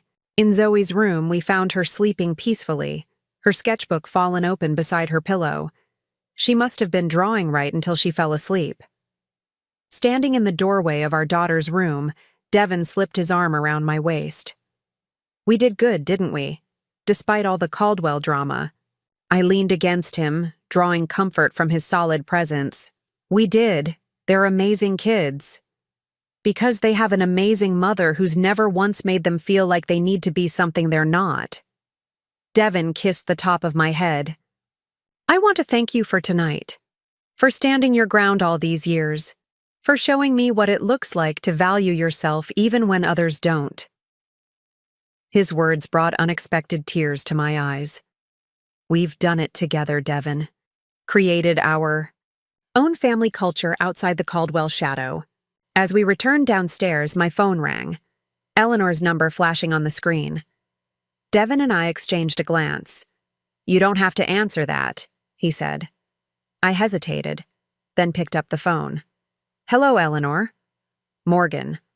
Her voice sounded strained, exhausted. We wanted to apologize for what happened tonight. Ethan was completely out of line. Yes, he was. A beat of silence then. The things he said. About you being the family embarrassment. I want you to know that Richard and I have never thought of you that way. I closed my eyes, gathering patience. Eleanor, you may not have used those words, but your actions have often told the same story. The way you've treated my career, my children, my choices, they've all sent a clear message about where I stand in the family hierarchy. Another silence, longer this time. I suppose we deserve that, she finally said, her voice smaller than I'd ever heard it. I won't make excuses, but I want you to know that we're truly sorry, not just for tonight, but for the past 3 years. Part of me wanted to accept the apology at face value, to believe that tonight's disaster had genuinely awakened Eleanor to the damage done by years of subtle exclusion and dismissal. But another part, the part that had protected me through years of professional challenges and personal slights, remained cautious. I appreciate that, Eleanor. But an apology is just the beginning. Real change takes time and consistent effort. I understand, she said quietly. Will you at least give us the chance to try? For the children's sake, if nothing else? I looked at Devin, who had been listening to my side of the conversation with a thoughtful expression. He gave a small nod, not urging me one way or the other, but indicating his support for whatever decision I made. We can try, I said finally. But it needs to be different this time. Real engagement with Zoe and Tyler. Real respect for Devin's career choices and mine. No more hints that we're somehow less valuable members of this family. Yes, of course, Eleanor agreed quickly, perhaps too quickly. We'll do better, Morgan, I promise. After we hung up, Devin raised an eyebrow. You think she means it? I set the phone down with a sigh. I think she wants to mean it. Whether she can actually change patterns that have been in place for decades. That remains to be seen. Devin nodded thoughtfully. And us? Where do we go from here? I considered the question, thinking of Ethan's drunken outburst, Melanie's unexpected vulnerability, Richard and Eleanor's attempts at reconciliation, all catalyzed by the simple fact of my professional identity finally being recognized. We keep standing in our truth, I said finally. We maintain our boundaries. And we give them the opportunity to meet us where we are, not where they want us to be. Later that night, As Devin slept beside me, I found myself wide awake, replaying the events of the past week. My mind kept returning to that moment in the interview room when Melanie had first seen me, really seen me, in my element. The shock in her eyes, the recalibration of everything she thought she knew about me. In that moment, something fundamental had shifted. Not just for Melanie or the Caldwells, but for me as well. After years of compartmentalizing my life, of accepting diminishment in family spaces while thriving professionally, I had finally integrated these separate worlds. I no longer needed to make myself smaller to accommodate the Caldwell family mythology. I could simply be who I was, executive director, mother, wife, without apology or explanation. Whether they chose to accept that version of me was their decision, not my responsibility. With that thought, I finally drifted towards sleep, feeling oddly liberated. Whatever came next with the Caldwells, reconciliation or further conflict, I would face it as my whole, authentic self. The family embarrassment had become the family catalyst, and there was no going back from here. The weekend passed quietly after Friday night's dramatic dinner. Devin and I deliberately kept our schedule focused on the kids, taking them to the park, helping Zoe with her art project, building a model rocket with Tyler that Devin had brought back from his conference.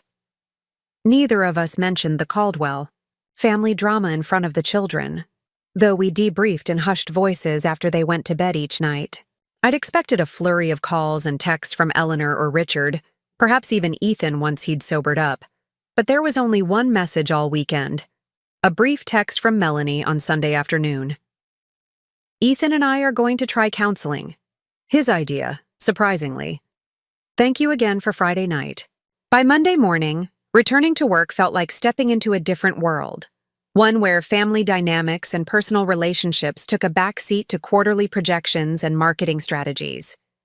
I welcomed the shift in focus, throwing myself into preparations for finalizing the John contract with an intensity that even Olivia noticed.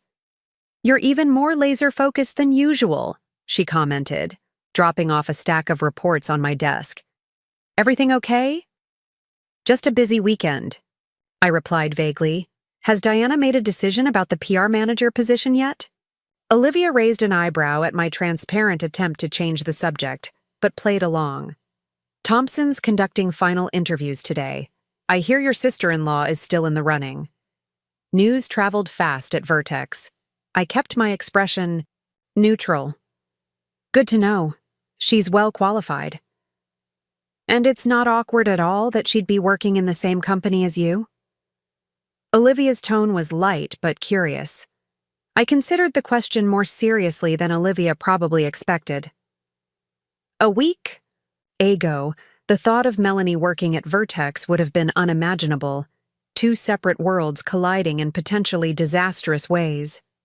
But after Friday night's implosion at the Caldwell dinner, after seeing Ethan's insecurities laid bare and Melanie's unexpected vulnerability, the prospect seemed less threatening. "It might have been awkward once," I admitted. "But things are evolving on that front." Before Olivia could press for details, Marcus appeared in my doorway, looking unusually serious. "Morgan, got a minute? In my office?" I followed him down the hallway, mentally reviewing any potential issues that might require the CEO's direct attention. When we entered his office, I was surprised to find Diana already there, her expression equally solemn. "Close the door, please," Marcus said, gesturing for me to take a seat. "We have a situation I wanted to discuss with you directly." A flicker of concern moved through me. "What's going on?" Marcus and Diana exchanged a glance before he continued. "I received a call this morning from Richard Caldwell." My stomach dropped. "My father-in-law." "Yes," he mentioned the connection. Marcus's expression was carefully neutral. "He was inquiring about employment opportunities for his daughter-in-law, Melanie Caldwell. Specifically, he wanted to know if there was anything he could do to facilitate her candidacy for the PR manager position." I closed my eyes briefly, mortification washing over me. After everything, The dramatic confrontation at dinner, Eleanor's apology, the supposed new leaf they were turning over. Richard was still pulling strings, still operating according to the old Caldwell playbook. Marcus, I had no idea he would do this. I'm so sorry. Marcus waved away my apology. I know that, Morgan. That's not why I called you in here. I wanted to let you know how I handled it, given the delicate family dynamics involved. Diana leaned forward. We felt it was important to be transparent with you, especially since you've already disclosed your relationship to the candidate.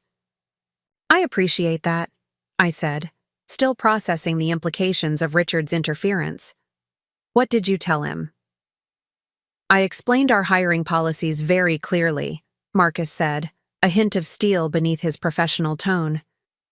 That all candidates are evaluated solely on their qualifications and interview performance, and that any attempt to influence the process through personal connections would actually disadvantage the candidate in question. I winced, imagining how that conversation must have gone.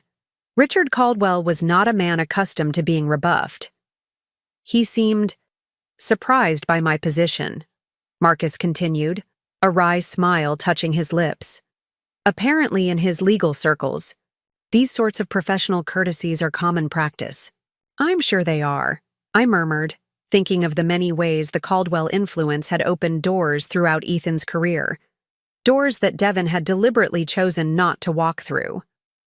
The thing is, Diana interjected, Thompson completed his final interviews this morning, before Richard's call, and he selected Melanie for the position, based solely on her qualifications and performance. I blinked, absorbing this information. So Richard's call was not only inappropriate, but completely unnecessary. Exactly, Marcus nodded. And now we have a decision to make. Given this attempted outside influence, should we reconsider Thompson's selection? Or do we proceed as planned, knowing that the selection was made before any interference occurred? I understood immediately why they had called me in. As an executive who had personally disclosed a conflict of interest with this candidate, my input would carry significant weight. May I ask who made the final decision on hiring? I asked carefully. Thompson, with Diana's oversight, Marcus replied. You were deliberately excluded from the process, as we agreed. I nodded, thinking through the implications. And both of you feel confident that Melanie was selected based solely on her merits? Absolutely, Diana confirmed. Her experience in political PR is particularly valuable for the projects Thompson has planned. She was the strongest candidate, hands down. I took a deep breath, weighing my personal knowledge of the Caldwell family dynamics against my professional responsibilities. To Vertex. Then I think we should proceed with the hire. Penalizing Melanie for Richard's inappropriate behavior would be unfair, especially when she likely has no idea he made that call. Marcus studied me for a moment. You're sure about this? It won't create complications for you personally? The question was asked with genuine concern rather than professional calculation. In the 6 years I'd worked with Marcus, he had always respected the boundaries between work and personal life. Complications are already there, I said honestly. But they're not Vertex's problem to solve. Melanie deserves to be judged on her own merits, not her connection to me or Richard's attempts at influence. Marcus nodded, seeming satisfied with my response. Good. That's what I was thinking as, well, Diana will proceed with the offer today. As I returned to my office, I debated whether to call Devon immediately or wait until I got home to discuss this latest development. Before I could decide, my phone buzzed with a text from Eleanor. Morgan, would it be possible for us to have lunch this week? Just the two of us? There are some things I'd like to discuss. I stared at the message, surprised by the direct outreach. In 3 years, Eleanor had never once invited me to a one-on-one lunch. Our interactions had always been part of larger family gatherings, with Devon or the children as buffers. After a moment's consideration, I replied, Thursday works for Me? 1 p.m.? If Richard was still pulling strings behind the scenes, I wanted to know exactly where things stood with the Caldwell family. Eleanor's response came quickly. Perfect. There's a lovely bistro near your office, Le Petit Jardin. Would that work? The fact that she knew a restaurant near my office, that she had actually considered my convenience, was another, small but notable shift. That works. See you Thursday.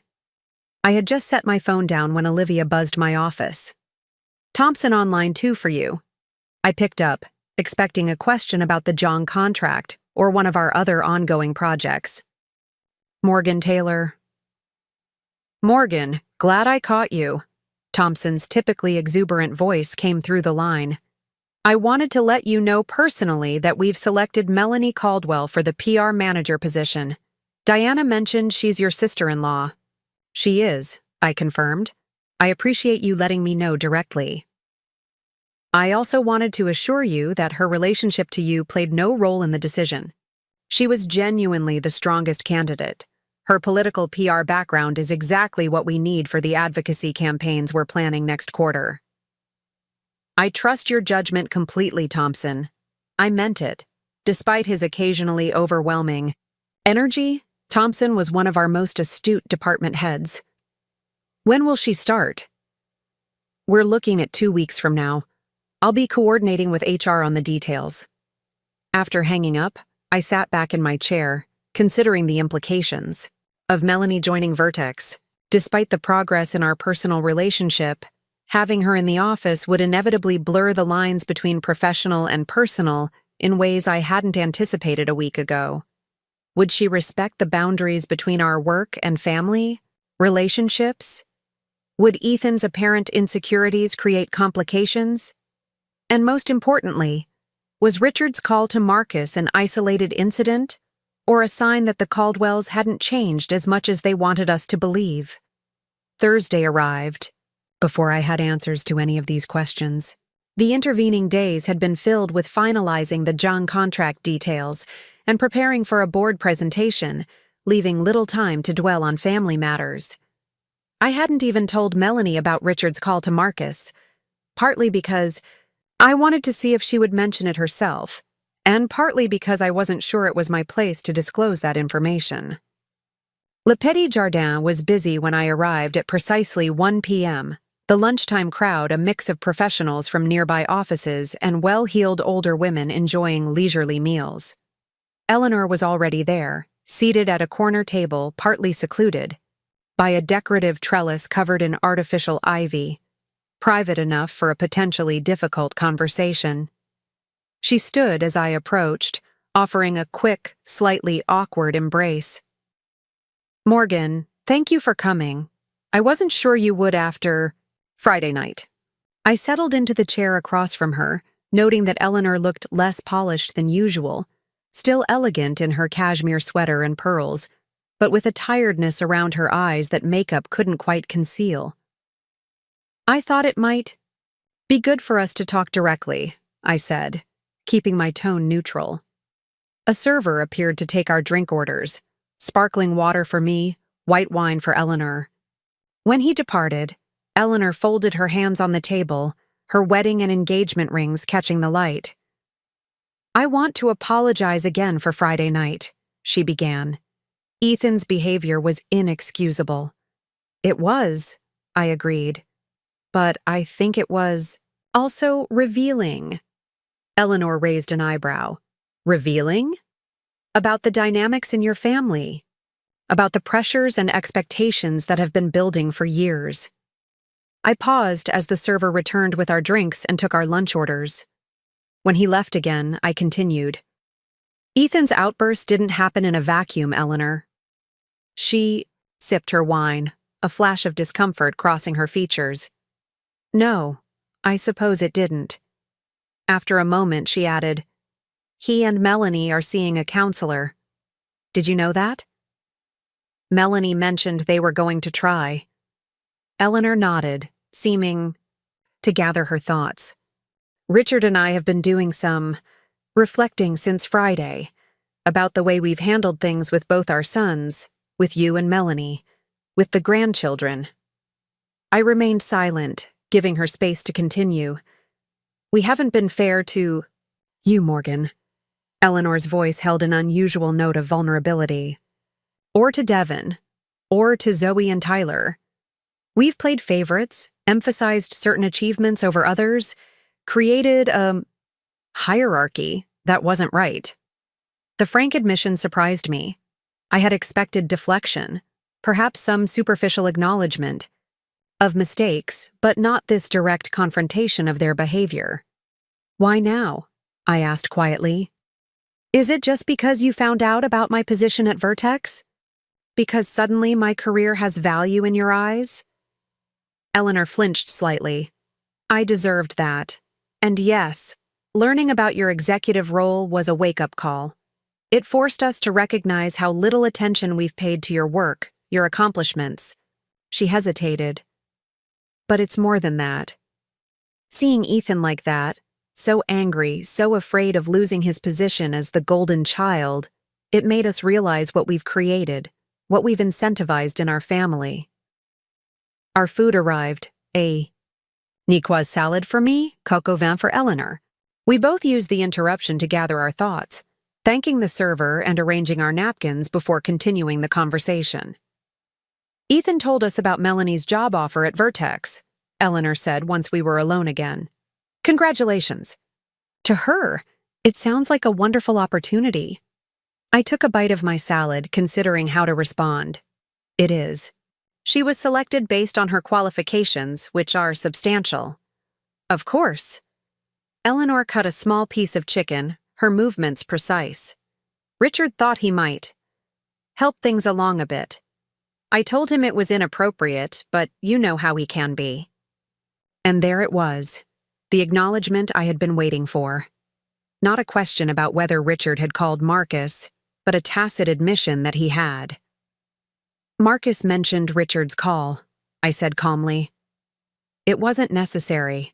Melanie had already been selected for the position on her own merits.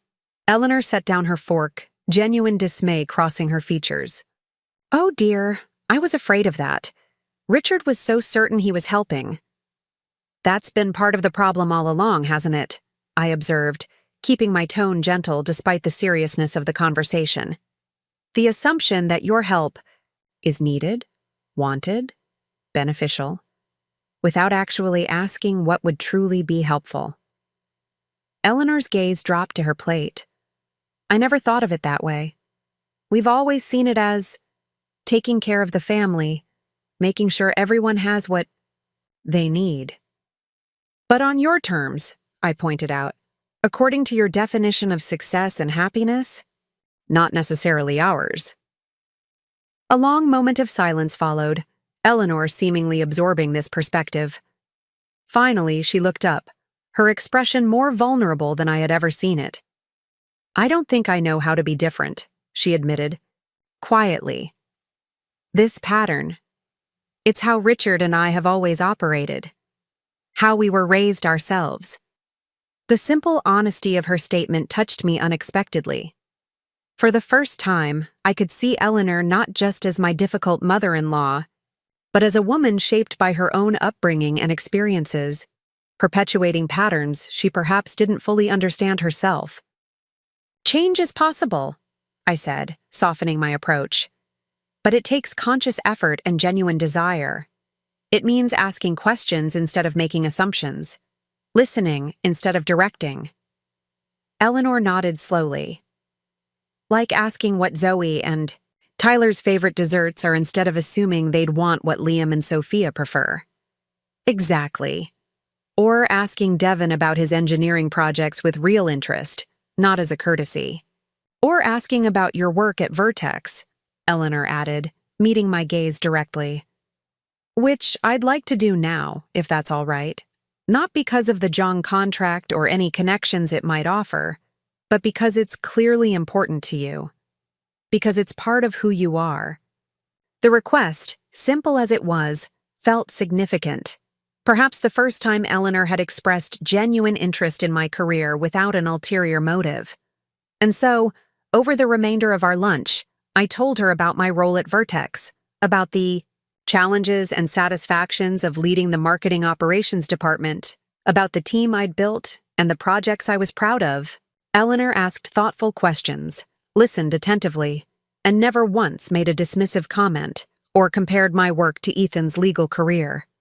It was, perhaps, the most authentic conversation we'd ever had. As we finished our dessert, a shared chocolate soufflé that Eleanor insisted we try, she broached another subject I hadn't expected. "Morgan, there's something else I wanted to discuss with you. Something more personal." I set down my espresso, curious. "What is it?" Eleanor seemed to choose her words carefully. "Richard and I have been thinking a lot about our relationship with Zoe and Tyler, about how we've fallen short as grandparents. We'd like to change that, if you and Devin would allow it." "What did you have in mind?" "We'd like to spend more time with them, individually, not just at family gatherings. To really get to know them as the unique little people they are." She hesitated. "Perhaps we could take Zoe to the art museum she's always talking about. And Tyler to the science center. Separate outings where they could have our full attention." The suggestion was so perfectly aligned with the children's interests, so different from the Caldwell's usual approach of group activities where Liam and Sophia inevitably took center stage, that it momentarily left me speechless. That would be wonderful, Eleanor. I know they'd love that." Relief softened her features. "Good. That's good. We want to do better, Morgan. We want to be the grandparents they deserve." As we prepared to leave, settling the bill, which Eleanor insisted on paying, she placed a hand lightly on my arm. "There's one more thing. Richard mentioned that the Jong contract will be finalized next week. We'd like to host a celebration dinner, not for our friends or colleagues, but just for family, to celebrate your achievement properly." I thought of previous Caldwell celebrations, formal affairs designed more to impress guests than to genuinely honor the occasion. "Just family?" Eleanor nodded. "Just us. You, Devin, the children, Ethan and Melanie, if they feel up to it after everything that's happened. A real family dinner to recognize your hard work." I found myself wanting to believe in this new version of Eleanor, this grandmother who wanted to take Zoe to an art museum, this mother-in-law who listened with genuine interest to details about my work. "I'll talk to Devin about it," I promised. "But it sounds lovely." As we parted outside the restaurant, Eleanor surprised me with another embrace, less awkward this time, more sincere. "Thank you for giving us another chance, Morgan. I know we don't deserve it after how we've treated you all these years." "Everyone deserves a chance to change, Eleanor," I said, finding that I genuinely meant it. Driving back to the office, I reflected on the unexpected lunch. Eleanor's apparent sincerity had caught me off guard. I had expected polite deflection, perhaps some surface-level apologies, not this seemingly genuine desire for transformation. Was it possible that Friday night's dramatic confrontation had truly catalyzed meaningful change in the Caldwell family dynamics? I was still pondering this question when I arrived back at Vertex to find Diana waiting in my office, her expression troubled. "Everything okay?" I asked, setting down my bag. "We have a situation with the PR manager position," she said without preamble. "Melanie Caldwell just called to decline our offer." I blinked in surprise. Decline? But she was so excited about the opportunity. Diana nodded, sharing my confusion. That's what made her call so strange. She was clearly upset, said something about it not being the right time, and needing to focus on her family right now. A cold suspicion formed in my mind. Did she mention anything else? Anyone else? No, but she sounded... Diana searched for the right word. Constrained, like someone who's choosing their words very carefully. I pulled out my phone, finding no messages from Melanie. After Eleanor's lunch conversation, after the apparent progress in Ethan and Melanie's relationship, this sudden reversal made no sense, unless someone had intervened. Thanks for letting me know, Diana. I'll see if I can find out what happened. After Diana left, I sent a text to Melanie. Diana just told me you declined the PR position. Is everything okay? Minutes passed with no response. Finally, I decided on a more direct approach and called her number. It went straight to voicemail. By the time I left the office that evening, I still hadn't heard from Melanie. The contrast between Eleanor's seemingly heartfelt lunch conversation and Melanie's mysterious withdrawal from the job offer created a dissonance I couldn't reconcile. Had Ethan pressured her to decline? Had Richard or Eleanor, despite their apparent change of heart? Devin was already home when I arrived, helping Zoe with her homework at the kitchen table while Tyler colored beside them.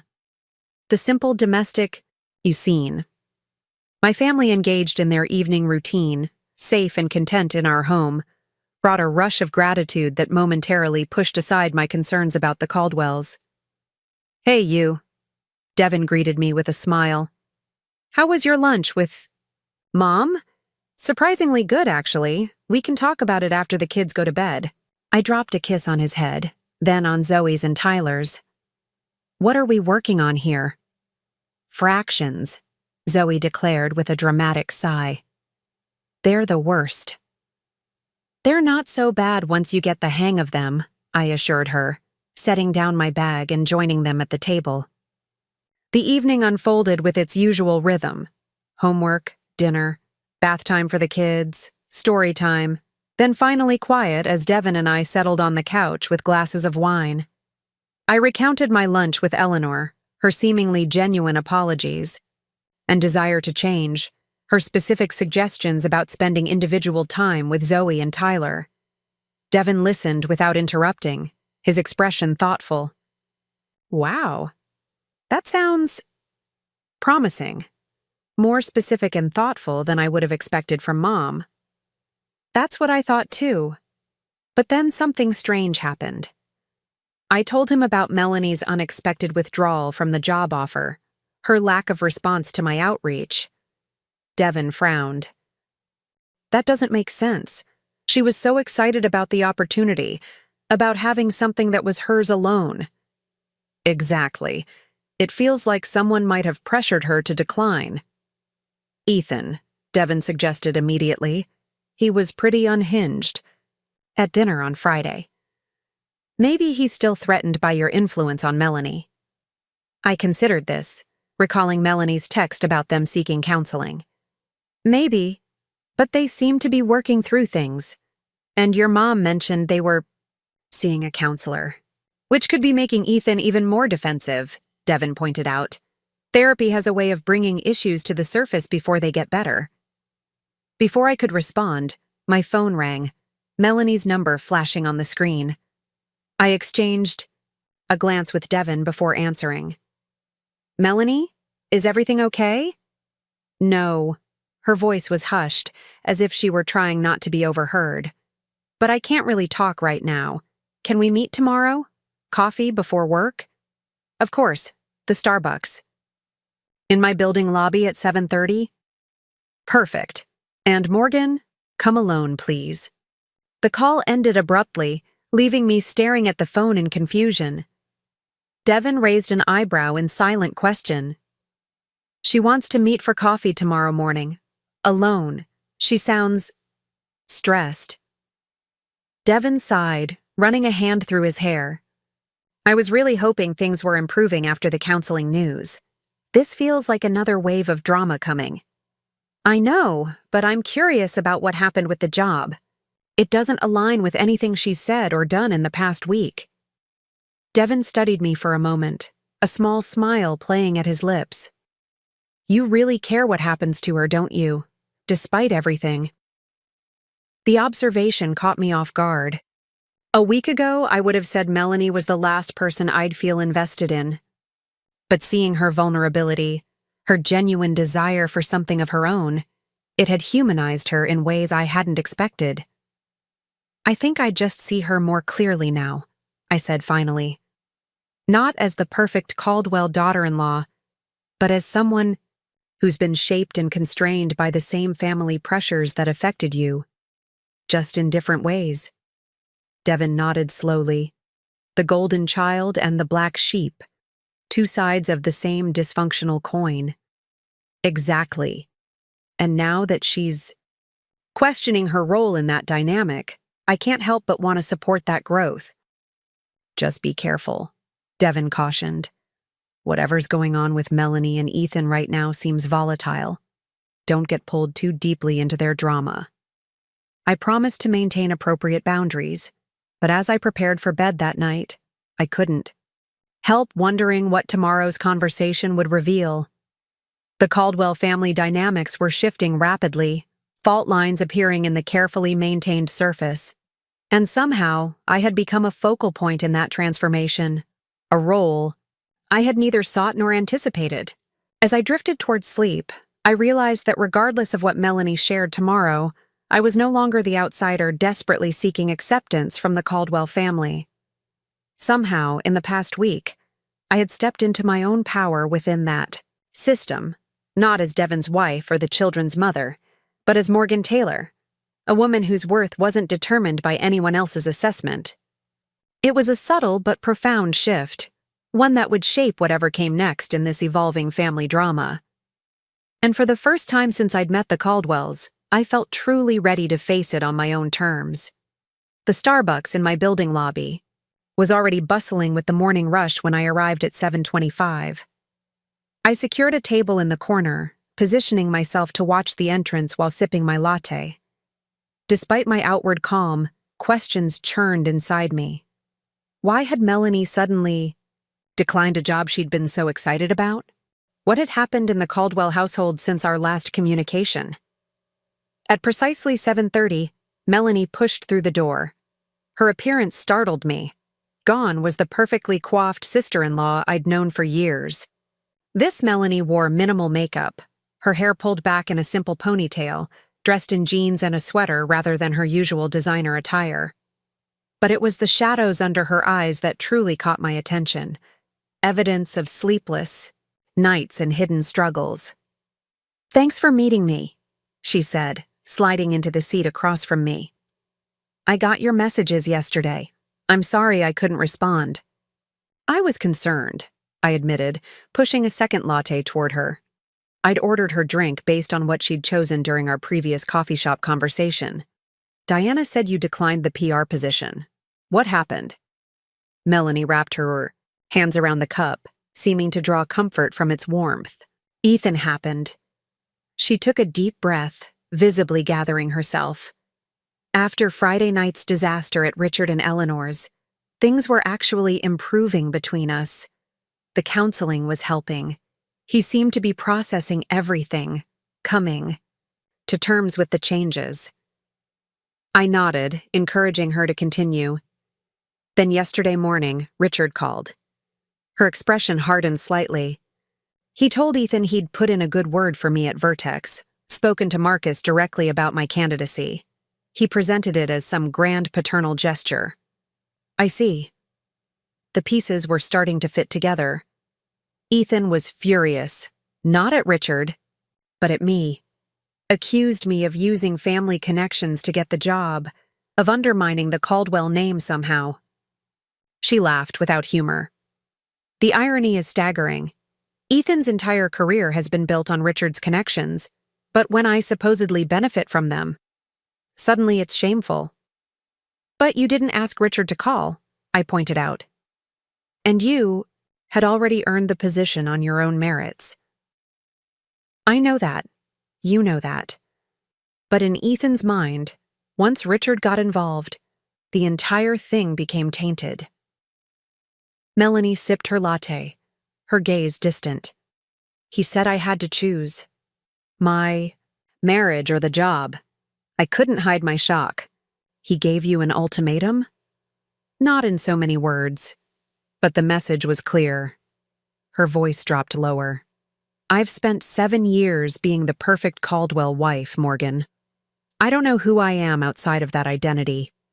The thought of losing it, of starting over completely on my own, it terrified me." The vulnerability in her admission resonated deeply. Despite our differences, I understood the fear of having your entire identity wrapped up in how others perceive you. So, you declined the position, I said softly. Melanie nodded, then surprised me. But I've been thinking about it nonstop since. About what it means that I let Ethan make this decision. About what I'm teaching Liam and Sophia by backing down. Her gaze met mine directly, a new resolve visible beneath the exhaustion. That's why I wanted to meet. To ask, is it too late? Could I still accept the position if Thompson hasn't filled it yet? The question caught me off guard. I'd expected explanations, perhaps apologies, but not this direct request for help. Technically, yes. Diana hasn't moved to the second-choice candidate yet. I studied her carefully. But Melanie, what about Ethan? What about his ultimatum? Something shifted in her expression, a hardening, a determination I'd never seen before. I love my husband, Morgan, but I'm done letting the Caldwell men dictate my choices. If Ethan truly loves me, he'll support my career the way Devon has always supported yours. And if he doesn't... She swallowed hard. Then maybe our marriage isn't what I thought it was. The courage in her stance, this woman who had always played by the Caldwell rules now standing firmly in her own truth, was remarkable. But I still had concerns. What about Richard and Eleanor? How will they react? Melanie smiled thinly. That's the other reason I wanted to talk to you. Eleanor called me yesterday afternoon, after my conversation with Ethan, after I'd declined the position. She asked why I'd turned down such a perfect opportunity. This surprised me. What did you tell her? The truth, about Ethan's reaction, about feeling trapped between my marriage and my career aspirations. Melanie's eyes shone with unexpected tears. And do you know what she said? That I should reconsider. That a marriage built on ultimatums and control wasn't healthy. That she and Richard had made mistakes with both their sons, fostering competition instead of support, and she didn't want to see those patterns continue in the next generation. I sat back, absorbing this. After my lunch with Eleanor, I'd sensed genuine reflection. But this level of insight surpassed my expectations. That sounds like growth, I said finally. It was shocking, Melanie agreed. Eleanor has always been the one enforcing the Caldwell rules, maintaining appearances at all costs. To hear her encouraging me to prioritize my own fulfillment over Ethan's ego, I hardly recognized her. We sat in contemplative silence for a moment, both processing the rapid evolution in family dynamics. Finally, I leaned forward. If you want the PR position, I'll speak with Diana today. Explain that there was a misunderstanding, that you're still interested. Relief and gratitude washed over Melanie's face. Thank you, Morgan. I know I haven't earned your support, not after how I've treated you all these years. Everyone deserves a chance to redefine themselves, I said simply. I'm just returning the favor Eleanor extended to me yesterday. As we prepared to leave, Melanie hesitated. There's one more thing. Eleanor mentioned a family dinner to celebrate your Jiang contract. Will you and Devon be there? I nodded. We're considering it. She seemed genuinely interested in celebrating the achievement, not just using it for social currency. I'd like to be there too, Melanie said decisively, with or without Ethan, to show my support for you, publicly, in front of the family. Her words carried the weight of a declaration, a clear break from the united front the Caldwells had always presented. That would mean a lot to me, I acknowledged. But are you prepared for the potential fallout? Melanie straightened. Her shoulders, a glimpse of her old confidence returning but now directed toward a worthier purpose. I spent years helping maintain the Caldwell facade. It seems fitting that I help dismantle it too. With that, we parted ways. Melanie to confront whatever awaited her at home, me to navigate the professional implications of her renewed interest in the PR position. As I rode the elevator to my office, I marveled at how thoroughly my understanding of my sister-in-law had transformed in just 1 week. The perfect Melanie, who had once seemed so unreachable, so judgmental, was revealing herself to be a woman in transition, finding her voice, her boundaries, her true priorities. Diana was receptive to my explanation about Melanie's changed circumstances, agreeing to reconnect with her about the position. When I asked if Richard's inappropriate call had influenced Thompson's decision-making in any way, she shook her head firmly. Marcus made it very clear to Thompson that the selection needed to be based solely on qualifications. Richard's interference, if anything, created extra scrutiny of Melanie's candidacy, scrutiny she passed with flying colors. By lunchtime, the situation was resolved. Melanie had formally accepted the position and would start in 2 weeks as planned. I texted Devin the update, adding, "Something significant is shifting in your family. Melanie is standing up to Ethan. Eleanor is encouraging her. I'm still processing what it all means." His response came quickly. "Miracles do happen. Cautiously optimistic, but keeping expectations low. Love you." Devin's measured reaction reflected our shared experience with the Caldwells. Years of disappointment had taught us to protect ourselves from hoping too much, too quickly. But as the day progressed, I found myself genuinely looking forward to Eleanor's celebration dinner, curious to see how these evolving dynamics would play out in person. The dinner was scheduled for Saturday evening, a deliberate choice to accommodate the children's schedules, another small but significant indication of Eleanor's changing priorities. When we arrived at the lakefront home, the atmosphere was noticeably different from previous gatherings. Instead of the formal dining room with its intimidating table settings and rigid seating arrangements, Eleanor had set up dinner in the more casual garden room, with its wall of windows overlooking the water. "Grandma!" Zoe ran ahead as we entered, showing none of her usual hesitation around Eleanor. "I brought my new sketches to show you." Eleanor knelt to her level, another departure from past behavior, and received the sketchbook with genuine enthusiasm. "I can't wait to see them, sweetheart. And I've been thinking about our art museum trip. I found an exhibition of women painters I think you might enjoy." The simple exchange, the natural warmth between grandmother and granddaughter brought an unexpected lump to my throat. This was what I had always wanted for my children.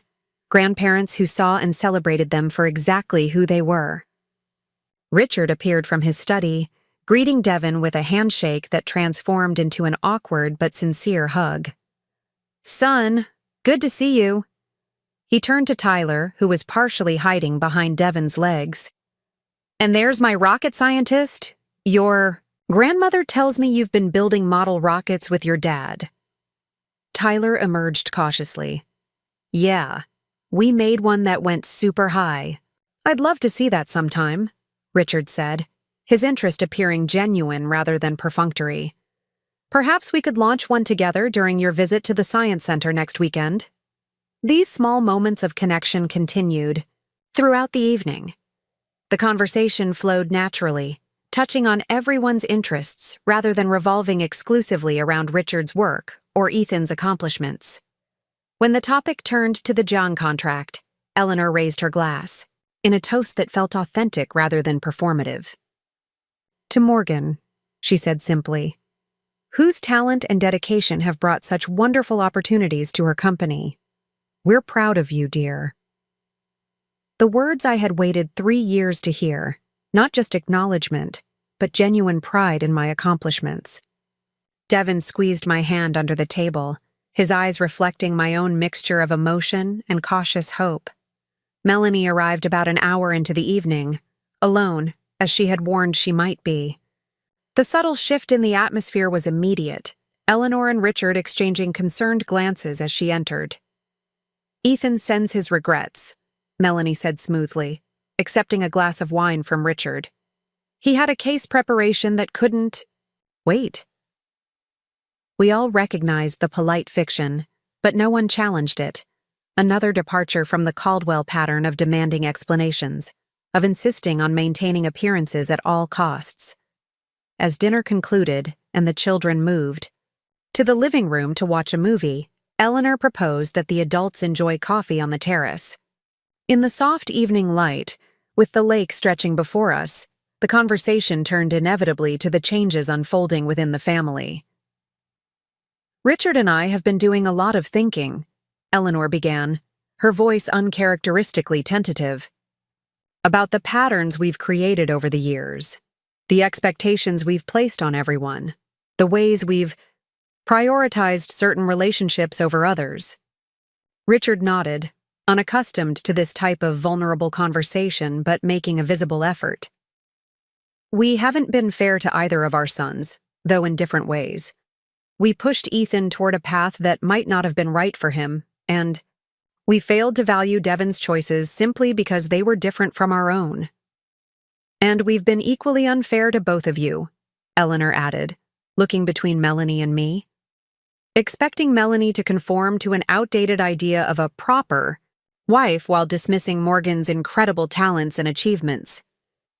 The frank acknowledgement hung in the evening air, more powerful for its simplicity.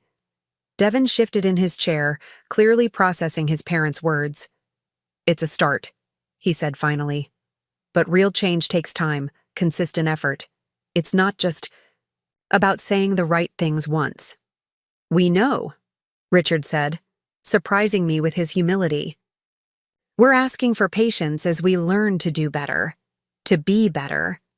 Melanie set down her coffee cup, her expression resolute. "I think we all need to be more honest with each other going forward. No more pretending everything's fine when it isn't. No more sacrificing authenticity for appearances." Her words seemed directed partially at herself, an acknowledgement of her own role in maintaining unhealthy family dynamics. Eleanor reached across the table to touch her hand gently. "How are things with Ethan?" she asked directly. Another break from the Caldwell tradition of avoiding uncomfortable truths. Melanie took a deep breath. "Difficult. He's struggling with all these changes, in the family, in our marriage, in his self-perception. The counseling is helping, but it's bringing up a lot of painful realizations. About the pressure we put on him," Richard acknowledged quietly. "The impossible standards." "Yes," Melanie confirmed. "And about how those patterns have shaped his expectations in our marriage. He's trying, Richard, but his absence tonight is a setback," Eleanor finished for her, "but not the end of the story." As the conversation continued, weaving through difficult truths and cautious hopes, I found myself observing more than participating. This new openness, this willingness to examine long-established patterns, it felt both foreign and deeply refreshing. Whether it would last remained to be seen, but the simple fact that it was happening at all represented a seismic shift in the Caldwell family culture. Later, as Devon and I prepared to take our sleepy children home, Eleanor drew me aside for a private word. "Morgan," she began, her voice soft but clear, "I want you to know that regardless of what happens with Ethan and Melanie, regardless of how successfully Richard and I manage to change our ingrained habits, you will never again be the family embarrassment in this house. You are brilliant, accomplished, and a wonderful mother. We were blind not to see it sooner." The words, simple, direct, healing, washed over me like a balm. Not because I needed Eleanor's validation to know my worth, but because they represented a truth finally acknowledged, that the problem had never been me, but the narrow lens through which the Caldwells had chosen to view the world. "Thank you, Eleanor," I said simply. "That means a lot to me." As we drove home, Zoe and Tyler already asleep in the back seat, Devon reached for my hand across the console. "So," he said quietly, "what do you think?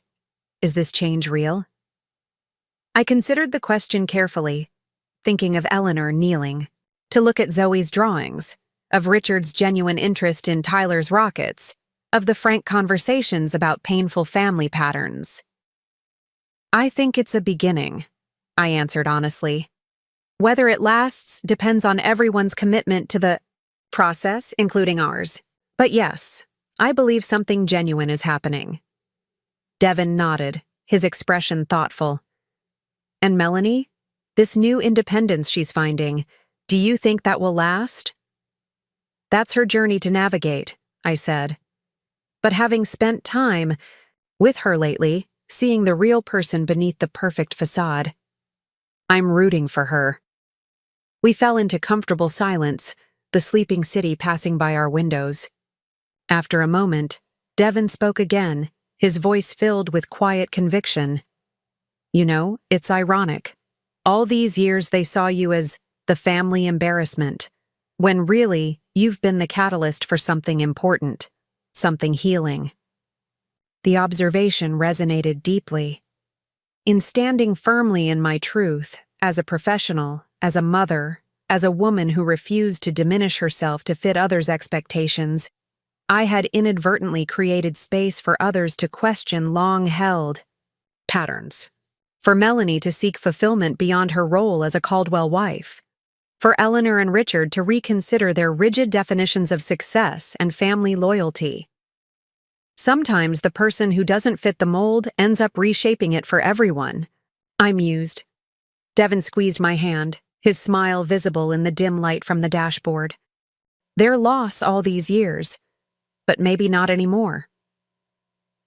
As we pulled into our driveway, our sleeping children in the back seat, our modest but beloved home waiting to receive us, I felt a sense of completion that had nothing to do with winning the Caldwell's approval. My worth had never depended on their recognition, but there was something undeniably healing about finally being seen clearly, about family relationships evolving towards something more authentic and supportive. Whatever came next, whether Ethan eventually joined this family transformation, whether Richard and Eleanor's efforts at change proved lasting, whether Melanie found a balance between her marriage and her newfound independence, I would face it not as an outsider seeking acceptance, but as a woman secure in her own value, leading by example rather than seeking validation.